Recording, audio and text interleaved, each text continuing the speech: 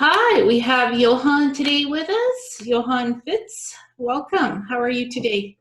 Good, how are you? Good.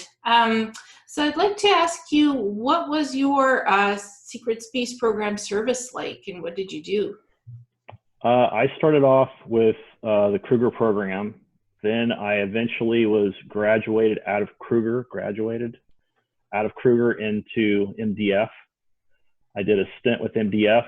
Um, Basically, for some people, when they go through MDF, essentially you're either funneled into the main MDF program or they look at you and use you for other programs. I did not fit the standard MDF profile, and I was moved basically at that point straight into Nacht Waffen by a officer who was recruiting people who's there. Um, After Nacht Waffen was essentially a split within Nacht Waffen that happened during my second 20, and part of us, about 20% of Nacht Waffen, ended up going into this new group called Space Alliance. The actual project is called Radiant Glory, but it's kind of like Earth Alliance's Radiant Guardian. So depending upon your who you served with and what you did, different priorities. But Space Alliance was primarily fixated on making sure stuff outside of the Oort cloud was not coming into the Oort cloud to affect us. So. And what kind of ships had you been on, served on? Um, well, with Kruger, we were on a bunch of different types of transports. When we got into Nacht Waffen, I actually started off on the USS Patton, which was a capital class command carrier. And I've had some people reach out to me actually since my last interview. When I started describing the old man, the guy who was in charge of that, he was at the time when I first met him, he was a full bird colonel, 06, in the U.S. military. In the Navy, you call him a captain. When I left his command, he was an admiral, and I was actually given charge of another ship called the USS Franklin, which is it was kind of like a corvette or a frigate size ship. They're essentially, if you imagine the Corellia class cruisers in Star Wars, except they have like a 75-degree swept back wing. That's the way they looked overall. And yeah, the Patton was primarily a large, if you're going to do like a large invasion, large land force insertion, if you need lots of air support, the Patton would be brought in. If you needed something that was like general enforcement, small, if you're going to do like a small, low intensity insertion or deal with small conflict, my ship could have handled that easy. So it just depends on what the mission profile was. And what was your service class on the ships? So when I started out with Kruger, I was technically still enlisted. When I got to MDF, I moved my way up through the enlisted ranks, became a top, which is what's called top enlisted, E9. And then eventually I was promoted to lieutenant within MDF. At that point, when I wasn't chosen for platoon service within MDF, I was chosen for Nacht Waffen. They actually brought me in as the equivalent of an 03, which would have been like an ensign in the Navy or captain in the Marine Corps Army. So I actually came into Nacht Waffen as an officer. And then I served 25 on board the Patton as, different ranks of officer there, different positions. I started off as a security officer. I then got promoted to MIO, which is a military intelligence officer. I did that for a long time. And eventually the XO of the ship got retired. And I essentially was asked why I didn't ask to become XO. And then I got promoted to XO. And at that point, I served my remaining time aboard the Patton. And then eventually, because I was XO there, they said, well, we want to give you your own ship because you've done so well here. And I was given the Franklin at that point. And so have you ever served on big carrier battle cruisers or? Yes. Okay, which one was that? That was the Patton. That had a large air wing on it, what we call an actual, the equivalent of a Marine Corps MAW, a Marine Air Wing. You've got a whole, basically on board a ship like that, you have a guy called the CAG, which essentially his job is to handle all of the control around the air wing and the air group and what they do, all the mission profiles, the pilots, He makes sure that all the aircraft have enough weaponry, as they have all the fuel they need, all the crews they need. And I actually, as XO aboard that ship, I did a lot of work with that CAG because I also did a lot of the assault missions. So my job was to actually lead the away teams, equivalent of the away team, when we did like assault level missions. The old man never really did any of that crap. He wanted to keep his hands clean. Me, on the other hand, I didn't mind doing assault missions. That was kind of like what I enjoyed doing. So I actually led a lot of the assault missions on planet. And for these assault missions, what kind of weapons and smart suits were used, or armor? So from what I am told, the very first type of armor that was used within, especially Nacht Waffen, they call the Mark 1 space armor. Now, when I got in, that would have been in 92-ish. They had already moved to what they call the Mark II series stuff. And essentially, within the Mark II series armor, they had essentially 5 different types. The first type is what they call the light scout or sniper armor, which a lot of people do remember seeing guys wear. It's not super thick, it's not super heavy, but it is extremely mobile, and it is very protective. The second type is what most people typically wore, and that's what we would call the standard assault armor.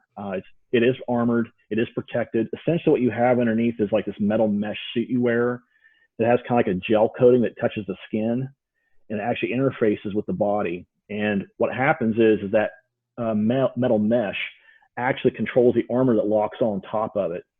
So you have in a type 2 armor, you're getting this heavier arm that locks into that metal mesh. The second thing that metal mesh suit does, it also interfaces with any weapon you happen to touch. So for example, if I was to pick up a rifle in my right hand, I would actually see the HUD show up on the left side of my helmet. It would automatically interface with that weapon to tell me how much ammo it has in it, what the probable range of the equipment is. I could actually, if I fired a grenade, I could point the weapon up and actually show me the arc down to the far end and what the circular error of probability was for impact for that round. It would do all kinds of stuff, all because it was integrated to work together that way.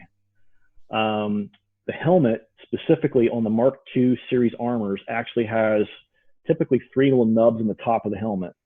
One does telemetry, one does comms, both video and audio, and one actually is like an IFF transponder, sort of. So if you're out in the field and you have your HUD on, you can actually see, is this one of my guys or somebody else? That way you don't have to worry about hitting them. That's the way we differentiated sometimes, especially in low light environments, who is friendly and who is not friendly. And the weapons fire, what kind of, was it plasma rifles? Yes. Yeah, we actually did have what we called plasma rifles. The one was called XR7, which essentially was the pistol that most people remember carrying. And then we had the longer actual assault rifles, which was the XR11. And then some people I've heard still remember using the XR17s, which is the sniper rifle. It's a high power, much slower recycle rate, but the punch that it hit, I mean, you could knock a hole through most armor plating with an XR17. It actually melted the metal when it hit it. We did have hand grenades. We did have, I guess, the equivalent of like a rocket-propelled grenade. We did use man-portable tac nukes. We did use heavier weapons as well, like crew-served weapons. And those were primarily used in situations where the opposing force had a lot of armor, a lot of weapons, or just a lot of ground troops. And what kind of, on these missions, who did you fight? A lot of times, initially, it would start out with us doing what I would call a simple mission profile, right? So, for example, I've talked to other people about this too, but essentially the way it would work is, let's say that I was called while I was on board either ship, and let's say that an ambassador is on planet and he's having problems getting off planet.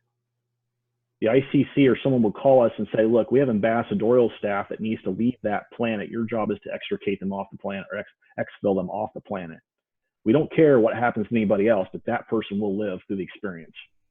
Mm-hmm. So we would put together an assault team, me and my guys, and our job was to essentially go in there, find this guy, exfil him out of the situation, and hopefully we didn't lose too many bodies in the process. Of course, now this is where things get a little sketchy, right? So sometimes there are cases where you have people who get shot, injured, you put them in the regen tank, and not a big deal. But you also have the other side of this too, because some programs do not use clones. So depending upon which program you are in, you may or may not have a second chance, and they may end up sending back that body as either KIA or MIA if you were already in the service. So I've seen that happen before. Now, that doesn't happen all the time. It just depends on what's going on with the individual, right? I have seen clones retired that way as well, where they said, you know, we believe that the end date on this clone is terminus, and we don't no longer need that asset in the program. We want to make sure there's nothing left, so they terminate the clone on the spot. So. And I've heard that what you call interplanetary corporate conglomerate, I call planetary corporations, because in my hypnosis, when that was done on me, it was called planetary corporations. So they have the regeneration tanks, they have the holographic medical pods. So even if you die, they put you in the portable Meditech unit, and it just, the smart suit automatically calls it in from the field to get the soldier into it. The smart suit pulses it. The person literally gravitates and is put into the Meditech unit, and it's all automated. There's nobody else that comes on the field. The term that we use all the time, we jokingly call those holodocs. That's what we called them as a grunt. Okay. We always called them holodocs. We had one on board of our shuttle usually, and that's how that usually happened. If we could not regen the person in the holodoc, now I think this is where people kind of misconstrue things sometimes. The holodoc was used for certain levels of trauma care.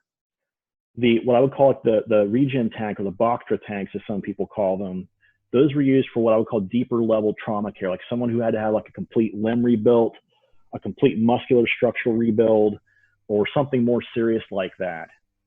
In some cases, they would also do genetic editing on those individuals if they had like a mission to do. For example, let's say you had someone who's going to be inserted as an espionage person behind the scenes. You had to make them look like a particular species. You'd do that inside of a Bactra tank. You'd actually have it recombinate their DNA in there. So that's how that stuff typically worked. It just depends on the level of trauma care needed at the time the injury was sustained. Yeah, most people ask me what's the difference between the portable Meditech unit. It keeps you alive. It sustains vital signs. It just makes sure you don't die. That's all it does. It makes you stay alive, stabilizes you. The holographic medical pods, it's what literally, if you die, it could bring you back if there's a way to do it. If you're not totally, like if there's some body parts left, it can be regenerated. If there's something left of you, like the fifth element, for example, fingers, anything DNA left, if something's left of you, it can be reconstituted, because they keep a fresh batch of your DNA in the database, always a good healthy batch. So that if there's anything left of your body, it can be redone. Yes. And that's where sometimes people, like in my case, I know I've had 2 places on my body where I've had a rebuild done. And it didn't make sense to me because of the dreams until like when I'd wake up after the dream and I'd be like, okay, well, so what happened there? Because I actually had recall of actually having attacked a species, and one of the teeth went through my right arm.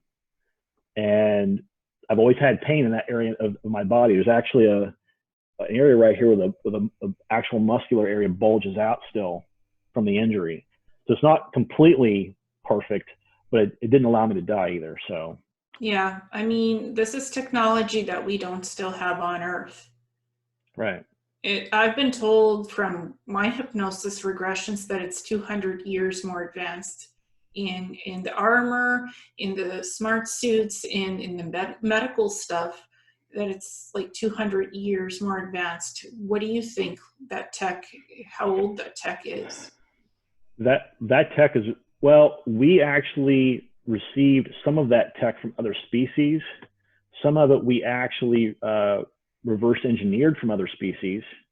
And some of it we actually had them guide us on. For example, there were some species I know of who would not give us weapons technology, but they absolutely had no problem giving us medical technology.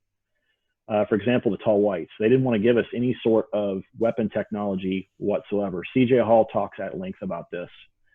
And I personally, I've listened to his testimony, and I happen to believe it based on the way he's talked about them.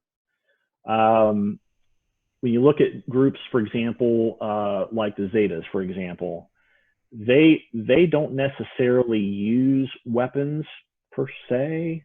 They're more about trying to figure out how to continue the development of their hive, if you want to call it that. Then you have groups like the Draco, who are, again, we have to kind of differentiate. I'm going to say this for the record. You have to split apart the segments of a particular species that are AI nanite virus controlled and the group that isn't. So if you split those two groups apart, the group that isn't controlled by that virus typically acts in a very honorable fashion. That's the thing that most people don't understand. Even though you might be looking at a 13-foot tall Draco, he's going to look at you and say whether he's going in his mind, he or her mind, they will figure out whether or not you're worthy of a fight or not, and they're probably not going to fight you. Whereas a nanite AI virus controlled Draco would kill you on the spot because it's trying to propagate that virus through the rest of the universe. And if you're stopping it from doing that, then it eliminates the threat. Yeah, I've heard that too. And that's where the split occurs in many of these species. So we have to kind of keep that in mind. And the other thing too is because the Draco have conquered so many species over the years, you have to kind of also in the back of your mind figure out, well, is this individual working for them as a conquered species / slave, or are they working for them because there's a mutual benefit here, right? And the group I'll mention directly off the top of the Lyrans, right? So the Lyrans had a 2 billion year long war with the Draco. Eventually they were crushed. The Draco came through, they crushed every single one of their colonies. And the colonies that aren't crushed, they essentially said, we're going to give you a choice. Either you accept our rule, or we're going to come in and do, if you ever seen that movie clip from Raqqa, R-A-K-K-A, off of YouTube, that is a really good example of what happens in a Draco invasion. It's probably one of the best Hollywoodized versions of what I've seen happen in a Draco invasion with Draco foot soldiers anywhere on the planet so far. And that's exactly how they work. Now, in that movie, they're all AI nanite controlled.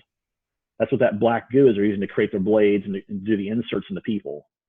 But the idea is that that is the way the Draco move. They will eviscerate and kill and destroy anything that gets in their path. That's the way they typically operate.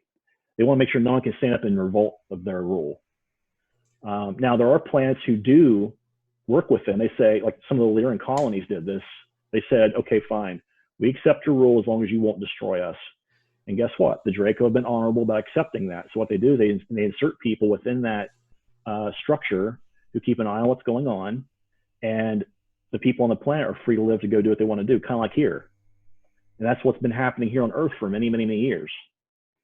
So. I mean, I just saw the book by Len Kasten, Darkfleet. And it mentions Penny, me, and a bunch of other people from a couple of years ago. And Len discusses how the Draco have infiltrated human society, politics, religion, everything. And that some of them look like us because they've done the DNA insertions. So, well, understand this too. So if we get into the spiritual side of this, right? If you look at the karmic side of this, for those of us that have interfaced with that species, especially if those species have been on this planet or on our moon, they get karmically entangled, i.e. via energetic entanglement with us, which means at some point they have to live a lifespan in a human body. And that's really the only way they have to actually spiritually work their junk out is by living in a human body, and they hate it. And those individuals typically, when they start working through that stuff, all of a sudden they realize, man, look at all the karmic wake that I've created in my past.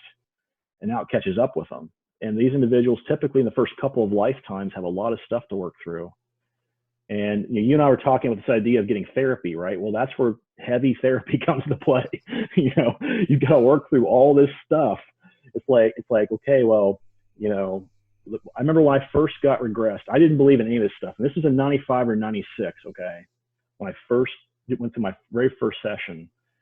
Half of that session was her doing like energy work, massage work, that sort of stuff. The other half was PHR, the post-hypnotic regression stuff. And over 50% of the stuff she recalled in those sessions had directly to do with the programs. This is for a year and a half. So twice a week for a year and a half, over half of that material was program related. That's a lot of material. And it shocked her because she didn't believe any of this stuff either. So here she is just taking the notes, writing down what she's hearing. And when she got done, she hands me this whole stack of papers and she's like, at some point you want to read this. I don't know what this is, but you need to read it. And I actually put it in one of my storage containers, and I left it there until 2012. So from 1995 until 2012, I didn't even touch it. I was like, I don't know what that is. I don't know what she's talking about. And all of a sudden I had a near-death experience. I started having recall. I pulled this stack of papers out. I'm like, okay, we need to start looking at this again. And that's when it kind of dawned on me all of a sudden. It's like, oh shit, this is exactly what I was going through. And for me, the way that she did her post-hypnotic regression sessions, and I think this is really important when you start talking about finding a therapist, that person should not be inserting their ideas into what's going on in your subconscious. Let me just state that again for clarity purpose. They should not be inserting ideas or what they want to happen into your subconscious.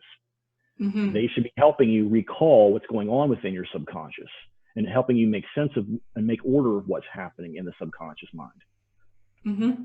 Totally. I mean, I have an ability called memory retrieval, and person contacts me, they say, I have these types of memories, vague bits and pieces. Can you help to clarify what this is? So I can't change the memory. The memory is what it is. I can only provide the missing pieces of it. What's behind the bits and pieces to connect it together. I cannot change the memory at all. Right. Or sometimes I'm literally walking in their mind and they have some kind of a service that they did. So what exactly I see in their mind, in their memory, because I'm in their head psychically, is exactly what I have to put down on paper. I cannot change anything that I see. If they wanted something exciting and glorious and it wasn't that, I can't provide that because that's not what it is. What I see as a psychic is exactly what I have to put down. Yeah, that's what Connie did too. She told me, you could see it on the right-hand column of her paperwork. She would put down, oh, this is a past life issue with someone. She'd name who the person was. Or she'd say, this is a current life issue, trauma-wise, with the dad, with the sister, with the mom, whoever. And then she had this third group that was like WTF ? And that was all this program-related material. Because the very first time I ever had what I would call full-blown recall, I was completely under hypnosis, and I'm sitting there, and she's talking to me, asking me what's going on. And you have to understand a few things before I make this next statement. One, I have never been taught German ever. I've never spoke it, at least not in my normal life. Two, for me, I have German heritage in my bloodline. I have a great-great-grandfather who was Waffen SS. He worked both with Speer and Spandau and a few other generals. Essentially what his job was to take the material that Speer came up with, the Wunderwaffen, right, the Wunderwaffen, and figure out how to tell the airplane people, driving people, and the infantry people how to use this new material, how to make use of it in the military. And some of it, I know for a fact, got directed directly down to Neuschwabenland, like the Hanabu and some of the Führerball technology. So that being said, the very first memory I had was me actually on a command deck. She directly asked me the question while I was on her. She had it in highlight. She highlighted on the paper.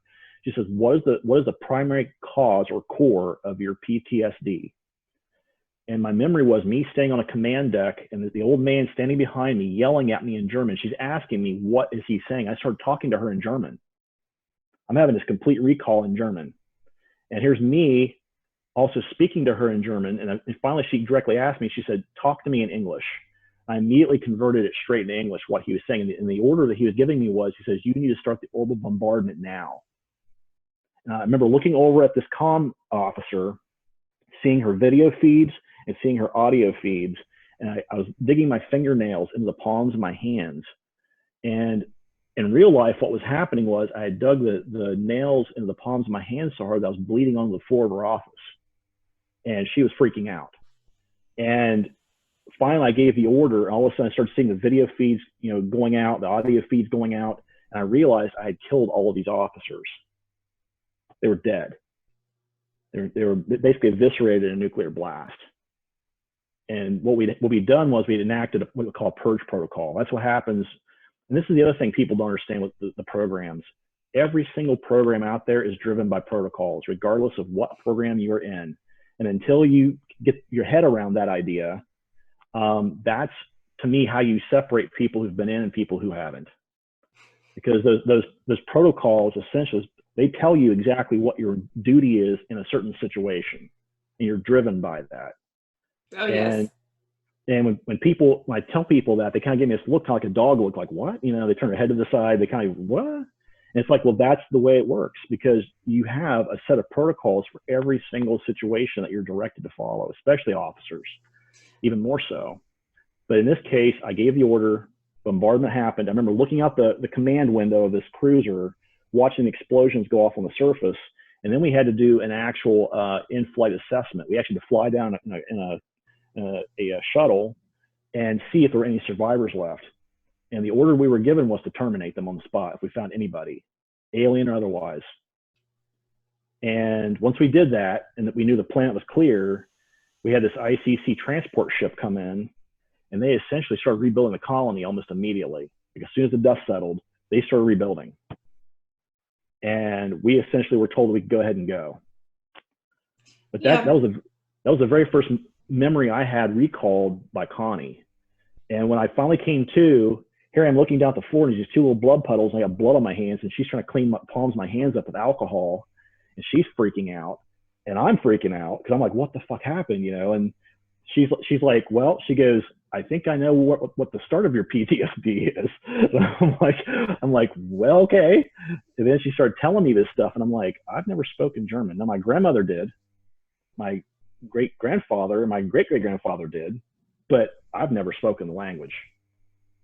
But that's where, when we talk about this idea of why would someone be considered for the programs, there are certain flags. So, for example, the idea of, does this person have intuitive empathic abilities, right? First big flag. Number one. Number one. Second big flag, genetics. So there are certain genetic flag markers they look for. Do you have certain German family bloodlines? Do you have certain, what I would call Viking bloodlines in your family? Certain Indian, like Indian subcontinent bloodlines? Do you have, there are other bloodlines as well, but all these bloodlines directly relate to where the Draco interface with man, okay? The third thing they look for, fracturability in the psyche of the person in question. So you have this person, and they'll actually test you. Now, in my case, they started my testing very early, like in kindergarten. And this went all the way up through 11th grade.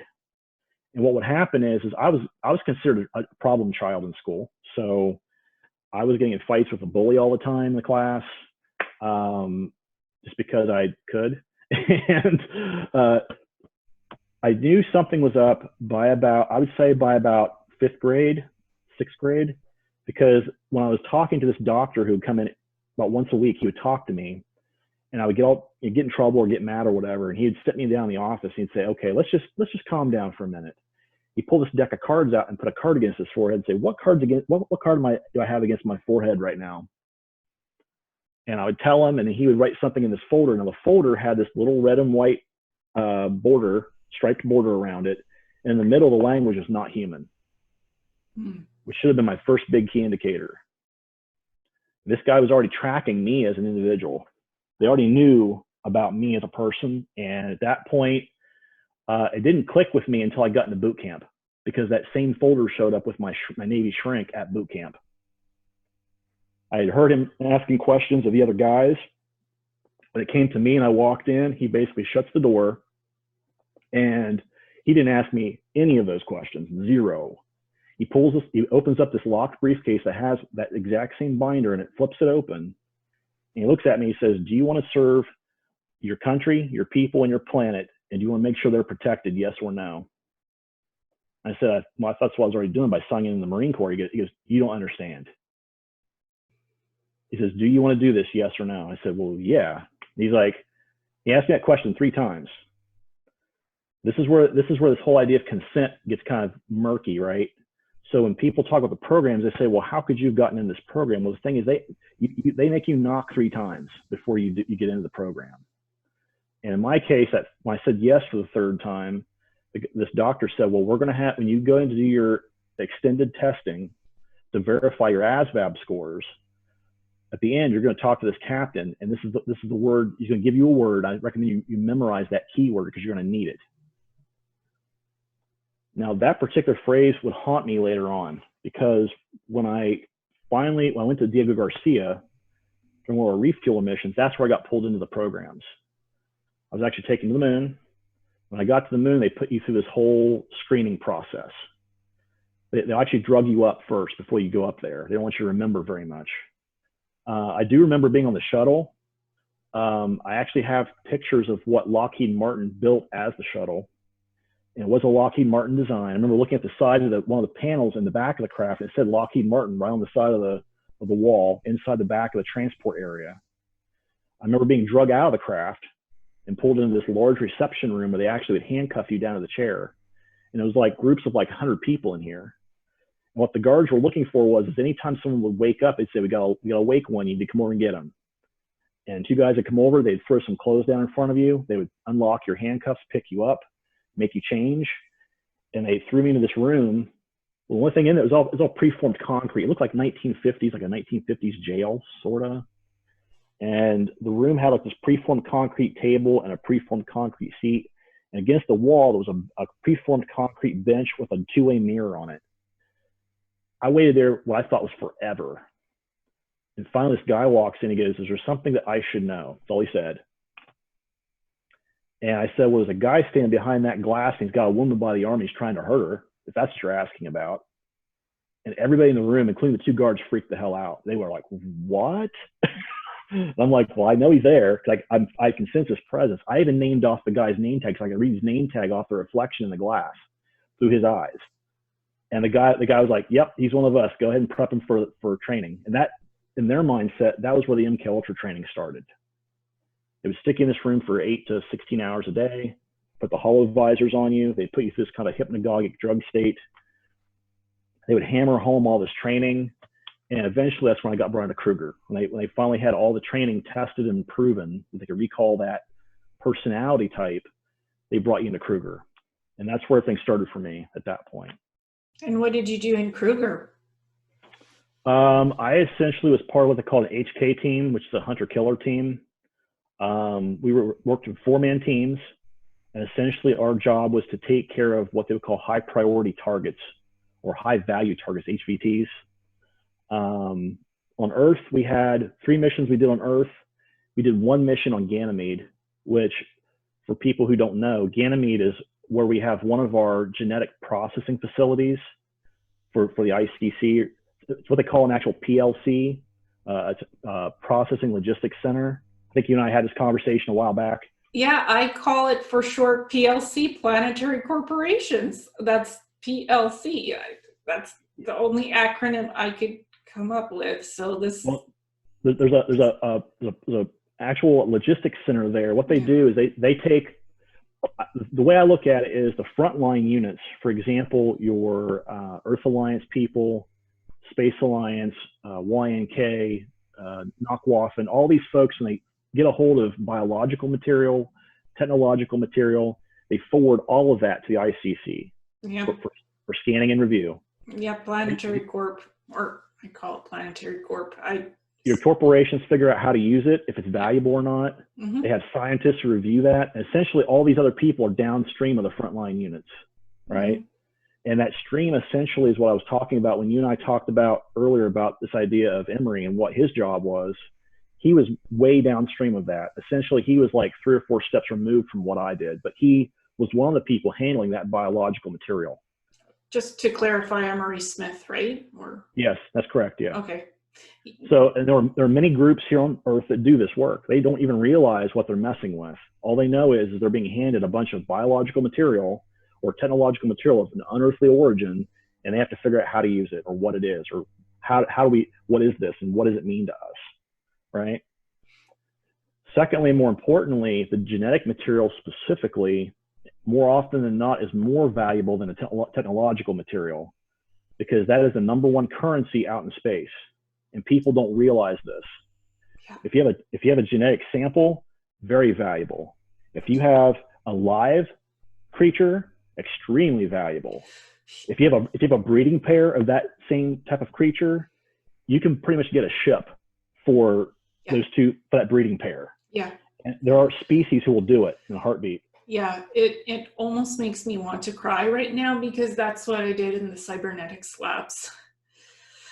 We collected all the genetic stuff, the tissues, the ETs, alive or dead. We put them in the portable Meditech units, and they were shipped out. We trade them for technology, other medical stuff. So that's what was done in these cybernetics labs.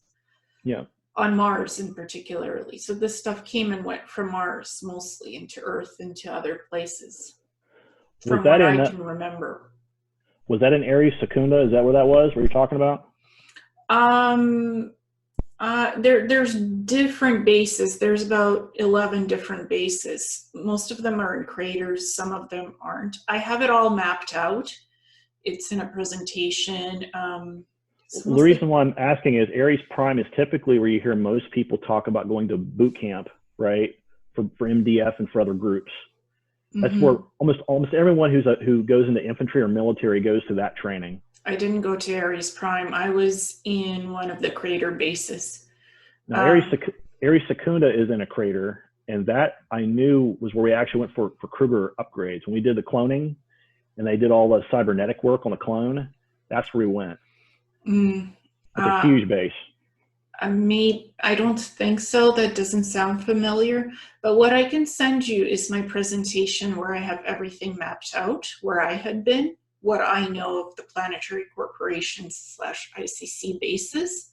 So I'll send you that. And a lot of them are weapons, cybernetics labs, stuff like that. And that I found all through the hypnosis. That's why I did the shamanism. That's why I did past life, soul retrieval, hypnosis. Most of that I learned through the Native American shamanism. Although I'm not Native American, but the ability seemed like that was the best to learn, to do it that way. Protocols, strict protocol stuff. Yeah, the other thing I would say too is if someone's looking to deal with whatever their trauma is, and you and I, we know a lot of people who have been through the programs. They essentially don't know what to do with themselves because they're under a lot of stress. They have a lot of PTSD and triggering going on. Yeah. And unfortunately, that's the problem that I have with many of the groups on Facebook is you have a lot of folks, when they see or hear something, they immediately trigger instead of thinking about, is this a trigger or is this me? Right? And they immediately react. Yeah. And which is why I've kind of pulled out of most of those groups. But the idea is that I think many of those folks, first off, and this is something with Connie that I found to be very helpful. She was a spiritual, metaphysical person, not she was board certified and licensed, but she was not a, what I would call a Christian person. She actually was more of a practicing Kabbalist than anything else. So for her, it was more about doing the internal alchemy than doing anything else.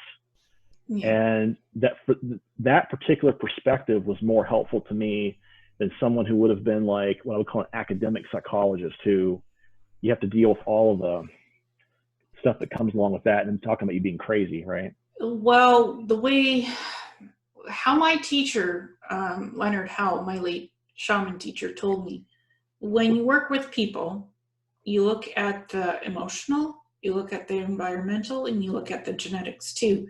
Because all three could be involved, or one or the other. You never just think it's all in your head. You have to look at all three things, and in my case, it's all three things actually. The emotional, the environmental, because I overreact to my environments. I just got this Windows upgrade, and it's brighter. Computer screen looks brighter. Everything is different slightly. And I'm overreacting. I'm like, I have to get used to this new thing.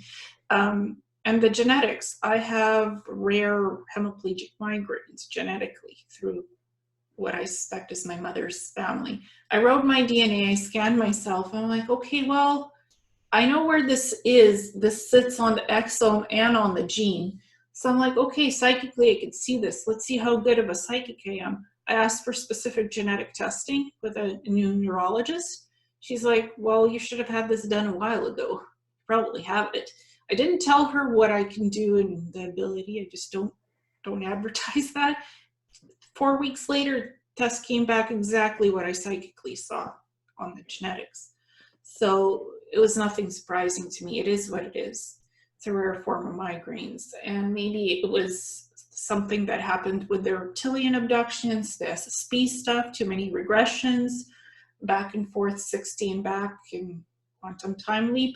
So it's there, but I deal with it the best I can. I still work, I still live, I still enjoy life. So, well, there is an issue. Like I've talked to a couple of people about this. One of the things that happens, and this is something I noticed with my body, when I did 220s, right? So within each of those 220-year periods, when I came back into the body as a 20-year-old-ish, but I still had the hormone levels and the hormone levels of a 60-year-old man. And I also had the eye damage from cosmic ray damage inside my eye from having been out there. Two things that you absolutely cannot make up. Yeah. You can't.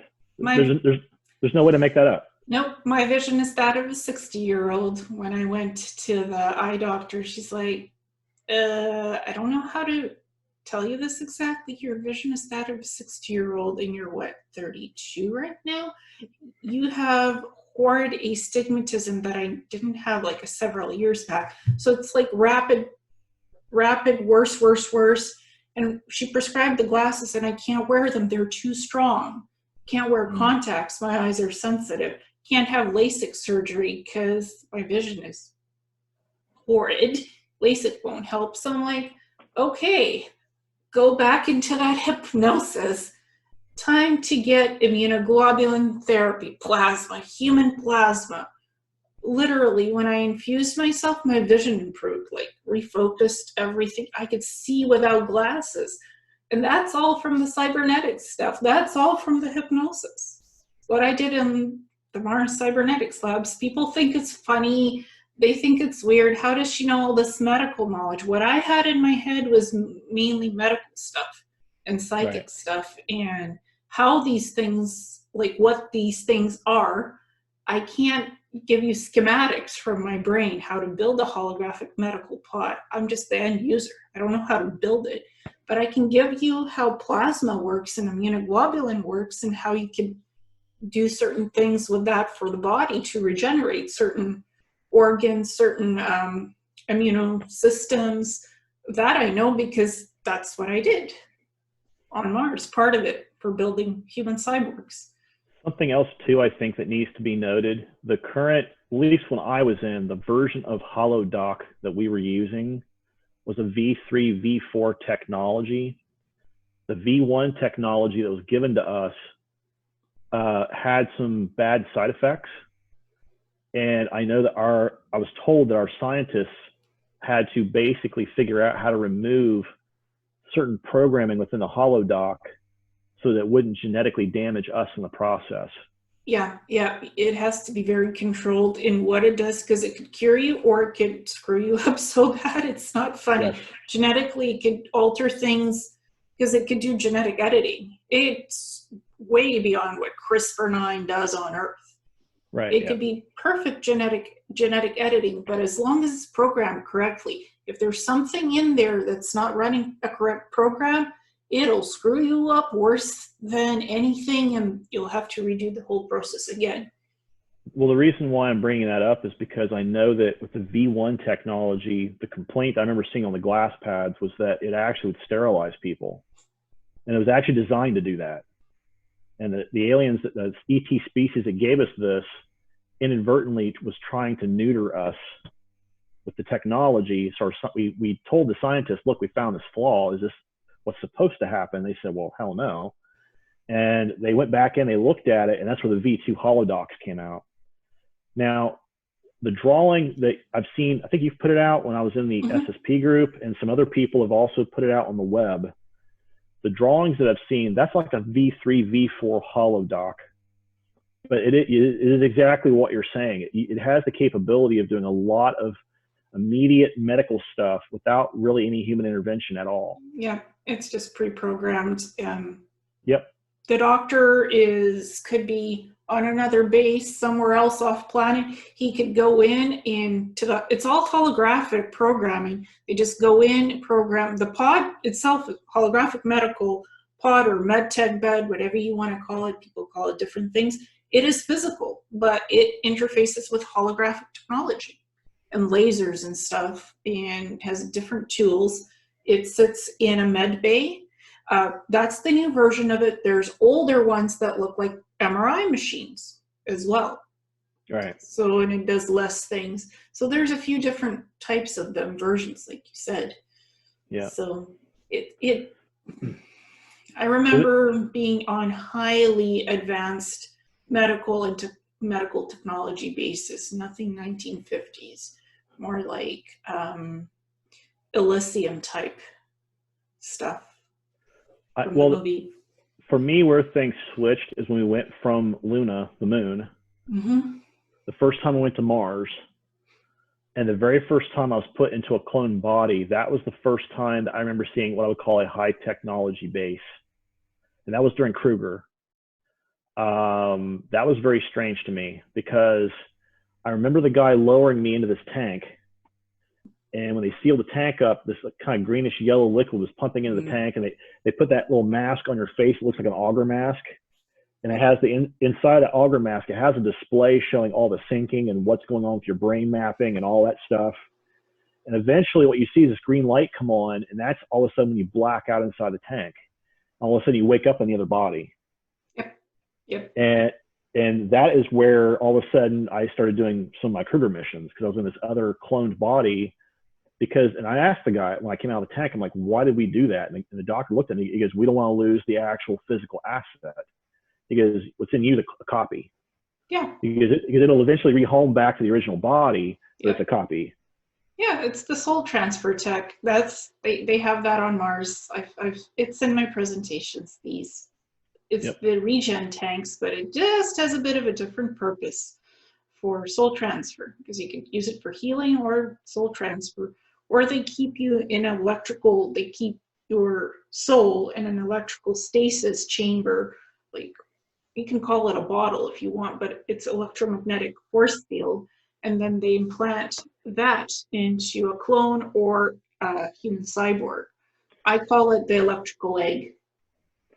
Right, and there's two species we got that from.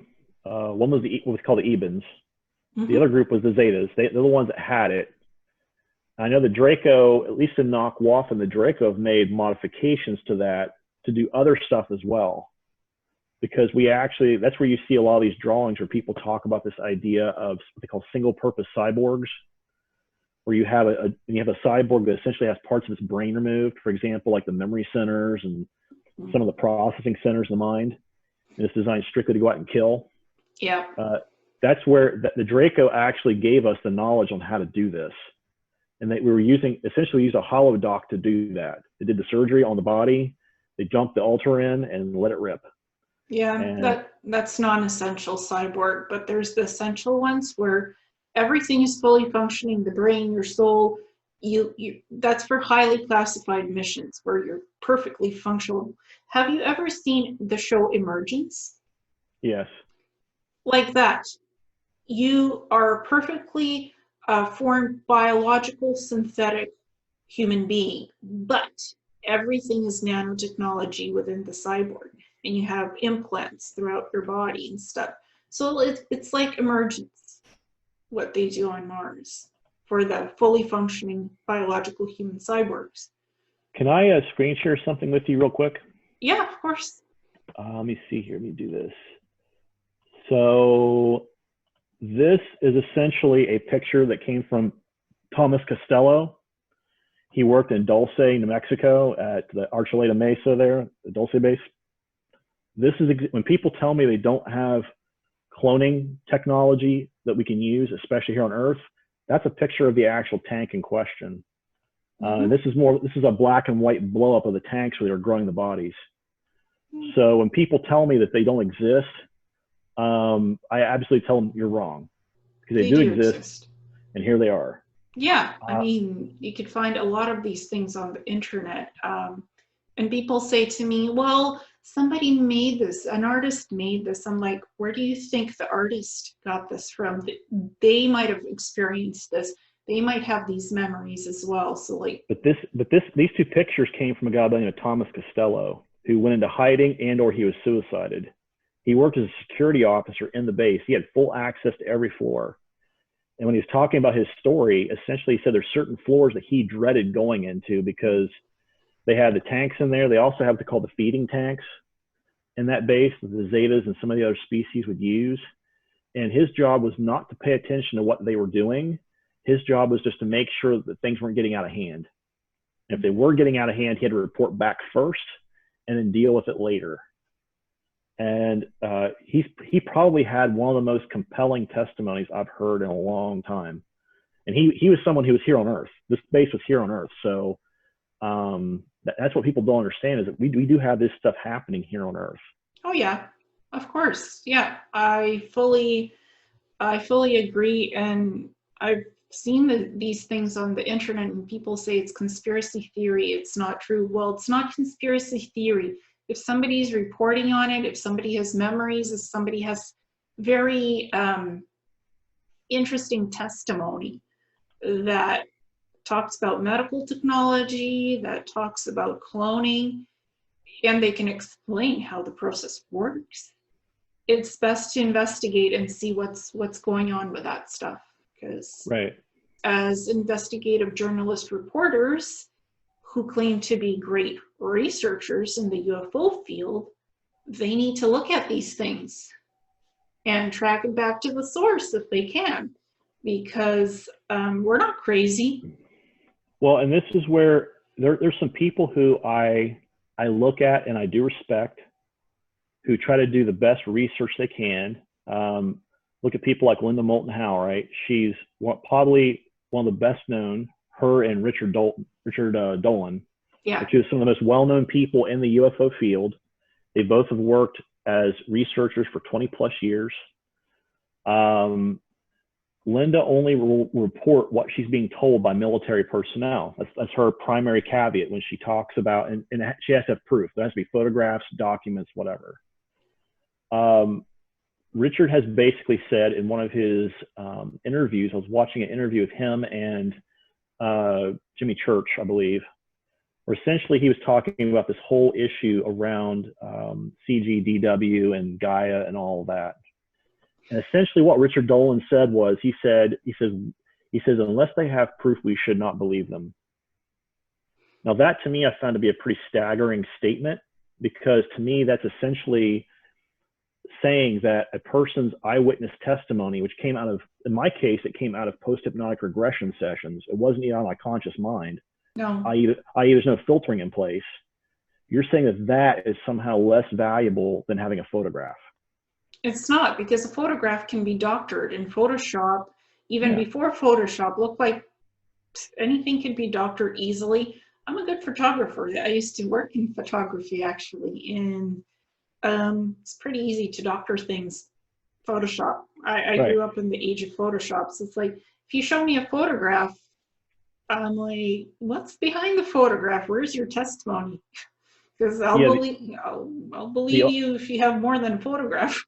The only way, there are ways to check photographs for validity, right? Yes. To get a general idea of validity. For example, using what they call an FTT screen or filter on the photograph will tell you very quickly, was the actual photograph doctored, and all the pixels in that doctor under the same level of exposure, the same level of movement, the same level of blur, all that stuff. You can run stuff to find out. Yeah. But in general, you have to have the original photograph to do that. Yes, exactly. And in the digital world, good luck with an original paper photograph. It's all digital, so even digital can be easily doctored, so you won't know whether it's an original or not. It can be so perfect. Photoshop again. So I say, well, you claim to have been in the military, so you probably have the DD-214. Correct, yep. You have that, and you also have Connie, whatever her last name is. You have the original notes, right? She gave you the original notes. I've been converting them into electronic format, and I was told by her that when I got done with them to dispose of them because she didn't want them out. The originals? Yeah. So what I did was I started converting that into all electronic, and I've been slowly churning my way through that. Yeah. And I'd say probably this year I've gotten through almost all the notes, are almost all done. Mm-hmm. The problem is, again, we start having these conversations about, well, validity wise, where's the validity come in here, right? Or confirmation at least, right? And that's where, when you start talking to folks, other people who've been in the programs, and they use certain phrases, that's something I listen to as a military personnel, a military person. I listen to very specific key phrases. When I hear people talk during their interviews, and I'm listening for certain key phrases to immediately key me in, is this person real or not? Because I used to work as a private investigator, and I used to work as a bodyguard as well in Northern Virginia and elsewhere, Florida, Ohio. And as a PI, one of the things I would listen for is, if you look at the person's body language, if you look at the way they are talking, listen to how they're talking, and if they're showing evidence about who and what they are and what they've done, then that to me kind of balances up the story, right? Yeah. And so when you start having people making claims and all of a sudden the facts don't quite balance up so much. Yeah. So what do you read from me as a professional PI? Anything, any word, phrases that catch your attention in what I've said? Well, when I was watching your body language, when I used the phrase protocols, immediately you started head shaking. You were like, yep, that was a huge flag for me, because that to me, like I said, anyone who's been in the programs and they hear that word, if they're not responding to that, or if they don't acknowledge that, then that to me is a big, huge red flag. Because one of the very first things you're dumped when you get put into a program, they tell you what are the protocols for this particular program in terms of you being in it, you disclosing it, and or you dealing with stuff inside that program. What do you have to do? What are the minimum requirements, right? In the cybernetics labs, we followed strict protocols and how our job was done. And if it wasn't done correctly, our neural link implants would be activated, nosebleed, and seizure. So you're punished if you don't do your job correctly. So protocol is essential. And in my hypnosis, past life regression, soul retrieval, I have a protocol that I follow. I have reports that I meet. I record things. So if you tell me to dispose of my hypnosis notes, no way that's happening, because that's part of my protocol. I wouldn't, because I'm used to following protocol. It's embedded in me to follow protocol. So, and it works. It actually really works as a system of organization. Well, when Connie, she stopped doing that work, she passed away last November, I believe. And she stopped doing it about 5 years prior to that, because she was getting up in years, and she didn't want to keep doing that. And when I spoke to her in 2017, we were talking. I actually provided her some services that I do. And we were chatting, and she made a comment to me. She goes, well, when you're done with those notes, I would prefer them to be, destroyed, because she goes, technically, I should not have gave those to you, but because of the level of magnitude of the information in there, she goes, I couldn't see you not having that information and dealing with it in your own time. Yeah. She goes, there's just too much detail that was coming out in these PHR sessions. I don't know. She goes, I didn't know what it all meant. And she goes, I'm sure you may or may not have dealt with it yet. She goes, to me, I felt like it wasn't my information to tell. She's like, you had to go through and process it and see what this meant to you. Yeah. I mean, I didn't start doing hypnosis, past life, and soul retrieval until I actually understood what happened to me. Then I could work with other people to do that. Right. Until I was ready, I didn't do that. So for me, I had to process everything, and like, how the heck could I have been a cybernetics tech when I have no medical training? What I'm mainly trained is in collecting information, assimilating information, understanding information. But when they put Neuralink implants in you, anything can be downloaded or uploaded. Medical, legal, firearms, weapons, that's how they train you through Neuralink implants in these labs, cybernetics labs. So I'm like, okay, well, I have this. It came out of, took 6 years to understand what the heck are biological drug serums. How was that used on me? Because I wasn't allowed to use the holographic medical pod or the regen tanks. On Mars, I had autoimmune issues and migraines. Still, give me a drug serum in subcutaneous here, goes away, problem goes away. But that was like a control system. Every month you have to keep you healthy. Come back here on Earth, you don't have that support system anymore. No more biological drug serums. So I'm like, how does that work? Okay, get into your hypnosis notes. Like, what the heck is biological drug serums? Figured out it's immunoglobulin plasma, and that different types of immunoglobulin, there's IgG, IgM, different types that can do different things to remodulate your autoimmune system, neurology, different things in the body. It took 6 years for me to figure that out of my hypnosis notes. I'm not a medical person, so I'm like, what the heck is all this shit coming out of my hypnosis notes? Well, the thing is, like, I was a combat Marine. I was actually part of what they called Fleet Anti-Terrorism Security Teams. I worked alongside SEAL teams and other groups. And for me, one of the things I realized was that I think one of the harder things for me to realize was the fact that this was technologically way above anything the Marine Corps or the U.S. military normally used. Even when we came back and did missions on Earth, we were using clone bodies. We were actually going after HVTs here on Earth. And usually it was people in the media or people that were politicians who were talking about leaking certain stuff. Because the people here on Earth would actually send a mission package to our commander, our captains. They would say, this individual has been talking about leaking this stuff out to the media, and we need that target removed. And all of a sudden, they'd bring us in a very quiet shuttle. They'd drop us in the area, and we had to make that target magically go away, make it magically disappear. And that's exactly what we did. And you probably saw my reaction when you said Lockheed Martin shuttle. Did you notice that? I kind of yes. Because from the different memories that I have from hypnosis or memory recall, sometimes it's just lucid memory recall and I write things down.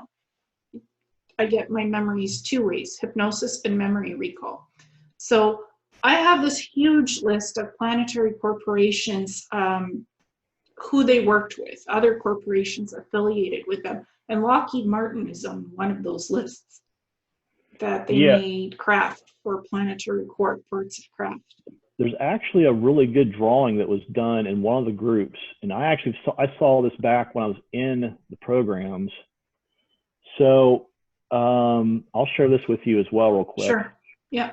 That way the people that are watching this can kind of see this.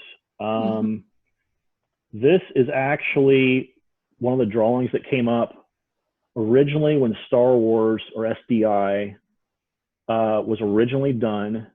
And it was actually showing the essential breakdown of how the Planetary Corporation stuff was done here on Earth to handle the programs out there. This was the original funneling and who was actually involved. So notice up in the top right corner, this is your magic group, right? Yeah, Majestic 12. Yeah, you have CIA here in the top, right below that. If you look in the bottom left-hand corner, who do you have? You have Boeing, Lockheed, all these other groups that are part of what we would call the military-industrial complex, right? And this is a really good indication as to what the basic structure here is on Earth. So when you hear people talking about being part of like what they call a SAP, a special access program, or an unacknowledged special access program, a USAP, these are the people who you're actually dealing with in order to run that particular USAP or SAP. And they're the ones that are running the programs out there. Yeah. So some of those companies are on my list, like Lockheed Martin for sure. I can send you the video if you want later on. I actually worked for Northrop Grumman for a while, for 3 years. That's on my list. And I know for a fact when I was working for them, one of the programs we worked on was the B-2 program. And they would fly us from Dayton Airport out to Wichita, Kansas every day and back. And we would do like a 12-hour shift there with 2-hour flights each way. So 4 hours of flight time every day. And essentially pick us up at Wichita at the Air Force Base, drive us in a blacked out bus into a hangar, and we'd get dropped off at each of our aircraft. And these Air Force guys who were there would walk us into the aircraft, SPs would walk us into the aircraft. And our job essentially was to swap out all the avionics, to replace all the fiber optics inside the wings. They would actually decompress, they take all the fuel out of the fuel bladders. And we were in there replacing all the equipment inside the aircraft. So when people start telling me, well, this is what the B-2 does or doesn't do or whatever, I kind of shake my head a little bit, because I'm like, look, I've seen the technology inside the B-2 aircraft. I know it pretty intimately. Again, I'm not a pilot, but I do know what makes that aircraft tick. And especially with the avionics, the flight systems, the flight computer, the stick, because we had to have them verify all that before we left. They have a pilot and a co-pilot come in, they would turn everything on, and they would actually taxi the craft down the runway and back, just to make sure everything was working correctly. And then of course they do a verification flight after we got out of the aircraft. But the idea is that they had to do all that stuff while we were there. And that was a little nervous. There's some nervous days working for that group. Well, I mean, from my memories on Mars, again, those cybernetics labs, I remember testing the Neuralink implants to autopilot different types of class of ships. That's about all I could say. And it was like in an aerospace lab where this would be done. And I would have to test the Neuralink implants that the pilots would get. I know nothing of how those ships are built, nothing. All I know is the Neuralink implants and how that interfaces with the nav system. That's it. Most of the people who I know who are in either MDF or Nacht Waffen either had some level of implant in their system, or they had, for those of us that were intuitive empathic people, they actually had a thing that they would actually put on your skin and graft onto your skin that acted as a IE implant for the rest of the body. And usually it was on your forearm somewhere. And we jokingly, that's when people use the term sleeve in terms of a body, I use the term sleeve to talk about this thing that they put on your arm. Because that's the way it felt to me. It's like a shirt sleeve almost. It was, you didn't know it was there unless you're really paying attention. Because it's thin. It's really thin.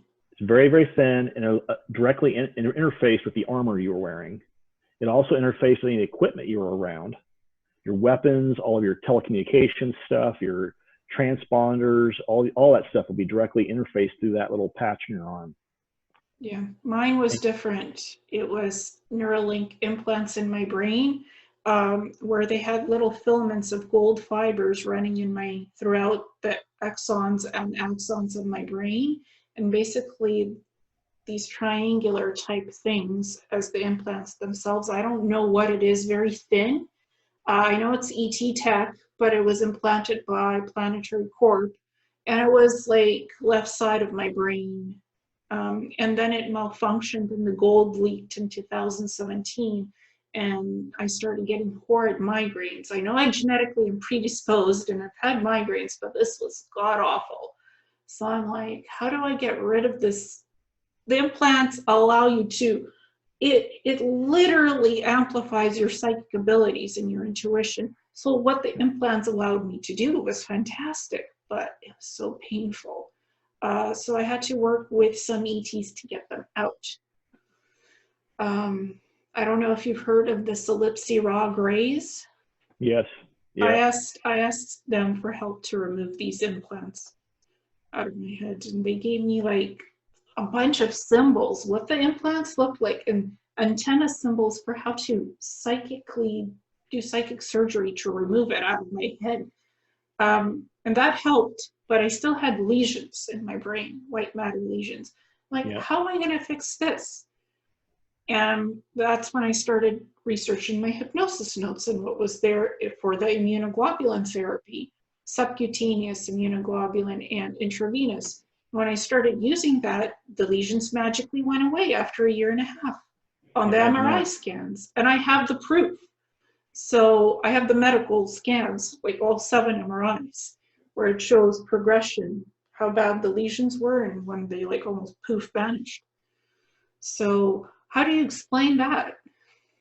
The Solipsi ray are very good medically speaking. You may have heard me reference a species called the Matra.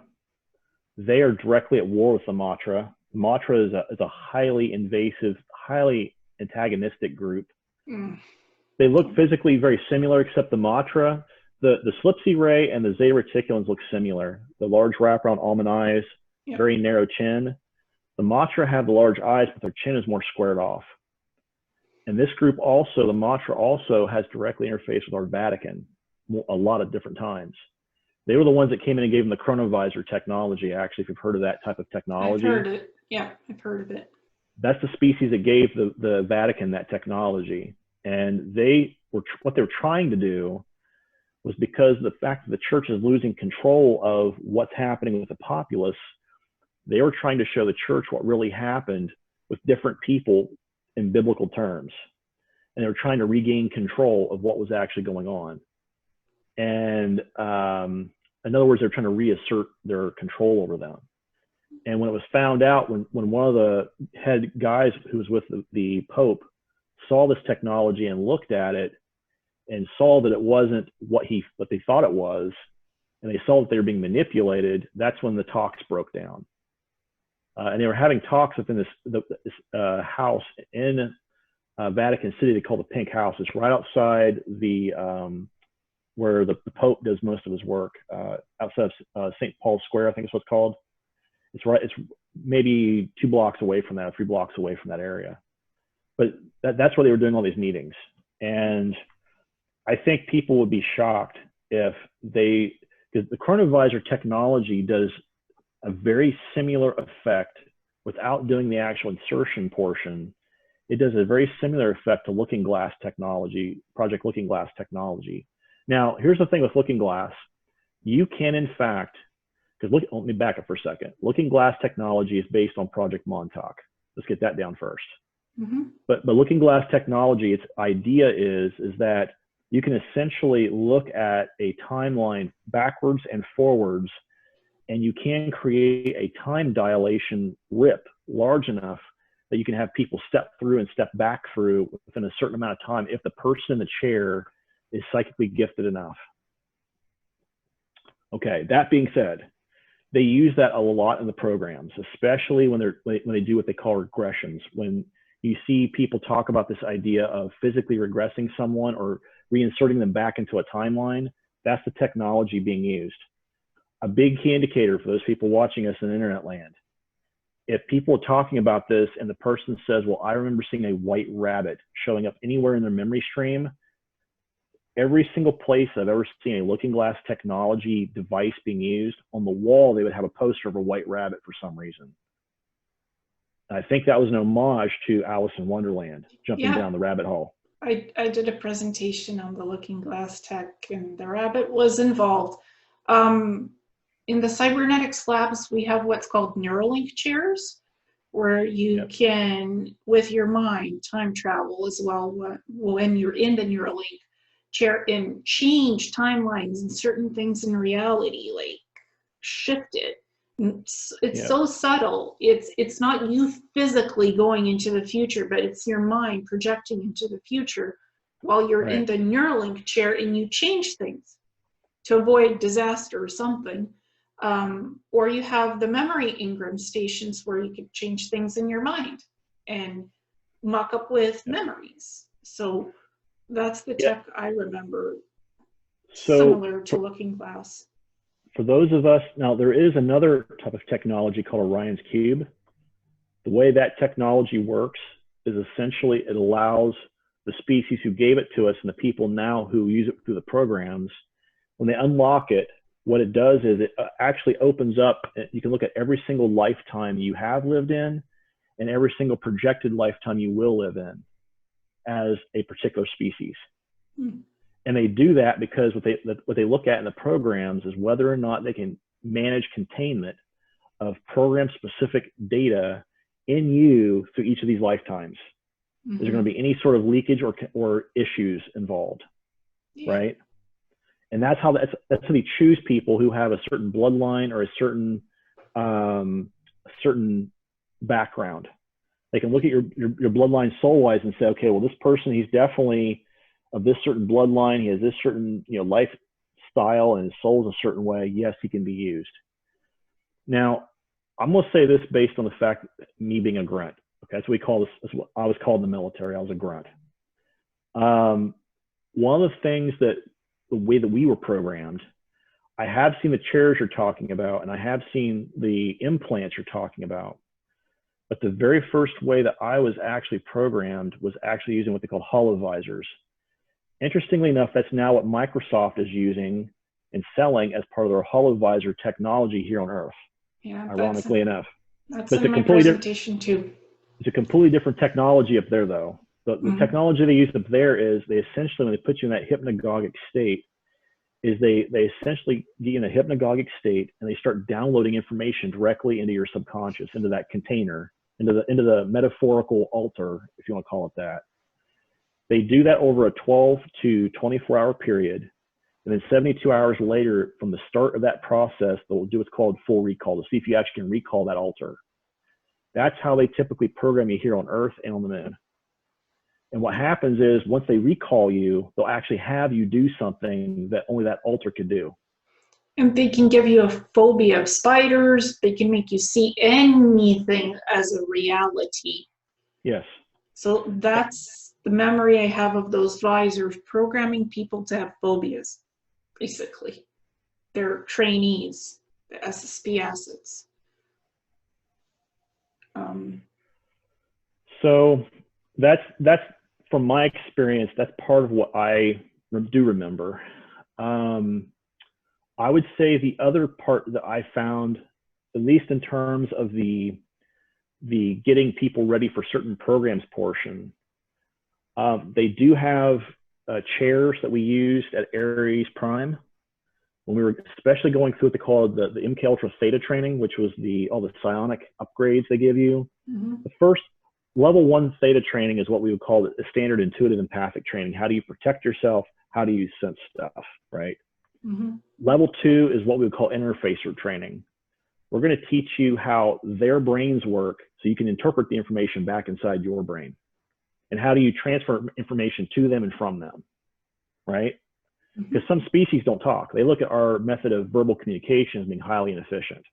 The third level is what we call astropathics, that was the area that most people get a little twitchy around, because astropathics, and I was one of those people, an astropath, their job was to essentially meditate every morning, and they stay in sync psychically with a singular person on Luna. They would keep a connection with that person on Luna. And what it was used for was in case, say, your communication system went down, your ship got lost. They actually would teach you how to use that beacon, how to take your ship and aim right back at that beacon. And at least get you back within the solar system somehow. And that's been used quite a few times by ships. This is actually, when I was talking to you originally, this is how I knew Corey was in the programs, because the very first time I ever watched Cosmic Disclosure, I was a security guy on board of a ship, and he was replacing the comm system on board that ship. And when I watched that show the first time, I had everyone was talking about the show, and like, oh my God, this show's so great. I'm thinking, okay. I watched the first episode, and when I see him in the episode, I literally couldn't tell if I was going to vomit or have diarrhea or both. I mean, immediate flush reaction. I ran to the bathroom, I'm hugging the toilet. I'm trying to figure out, what do I need to do here? And for 15 minutes, I couldn't get my head straight. And that to me was an immediate purge reaction. That was my body telling me there's something else going on with the memory behind this person. And when I went back to my notes, here it is, this guy, I physically described him, and it's exactly him. He had to replace every single comm unit that was in our ship because it all had failed systematically because of an overload or something. Mm. And this was on the patent, by the way. So you can imagine doing a 20-mile long ship trying to replace all the comm systems in that ship. It would take a while. And I had to basically escort him through every single location while they're doing all these little hot box swaps. You know, he was basically an egghead. That was his job, was a egghead. Oh. My job was to make sure he didn't wander anywhere off, you know, on the ship, right? So I have no doubt that CG was in the programs, because the behaviors, everything fits the profile of programming for the SSB stuff. We all have certain sets of programming. I don't deny that. We work through it, and the way we choose to act. Correct. What the programming makes us do or doesn't. If we cancel it out, cancel, clear, delete, then we don't go the route of the programming, because the programming is screwed. It's a glitch in the brain. So, you and I've had conversations about this with one individual here recently, where I think for that individual, they were being triggered off of that programming, and some things happened. This whole argument around consent came up, right? Mm-hmm. And this is exactly what I wish people, when they're talking in these groups, I really wish people would focus on the idea that many people there are trying to find someone to help them heal. Mm-hmm. And they're venting what they went through in order to talk about finding someone who can help them heal. And I wish more people would focus on that aspect of it than focus on the trauma aspect of it, right? Yeah, and consent. I can do remote viewing. The issue is something with remote viewing and looking at people without permission, or, you know, not understanding the whys and the motives behind it.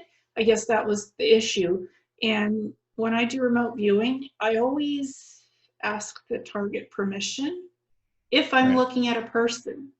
If I'm just looking at a situation or I'm looking at an event, I don't have to ask permission, because it's just a generalized thing that I'm remote viewing, or events in the past or future, you know. But if it's a specific target, a person, and you're going to be doing something energetically afterwards concerning that person, if you don't have their permission to do that, that's a big no-no. It could trigger things like a huge thing happened because of that. So triggering, and also that individual is a lovely person. We both know them, but they're they just take steps, and they don't necessarily think about impulse control. Right, and I've spoken with that individual about that. And the reason why I'm bringing that up is so that other folks who are considering doing that sort of action or behavior would think things through long-term before they do it. I made the mistake of not verifying consent with the person in question before we started doing all that. And that was my mistake in that. But I've spoken to that person after the fact, and I said, look, I apologize. I should have did this, you know, blah, blah, blah. But you're new to the situation. You didn't really know the dynamics of all these people. I do know their dynamics. So I'm like, you and I spoke about that just to figure out the dynamics and who's who and who's doing what. And that's fine. I actually work with that person as well. And I've seen what's going on with them, because just working with them. So it's okay. Everybody's human. We're all going through something. We're all figuring something out. As long as we apologize, we deal with the stuff, and we remove anything that's negative out of the picture, we clear the situation. I think you and I did the best we could to clear it and to you know, put some balance and perspective into these things. Well, and that's the thing. That's one of the things I've noticed, especially with when you look at the omega level programming aspect of the MK Ultra stuff, right? Mm-hmm. There is this weird aspect that shows up in there where people start losing impulse control and things start happening, especially if they're going through what I would call the downward spiral effect.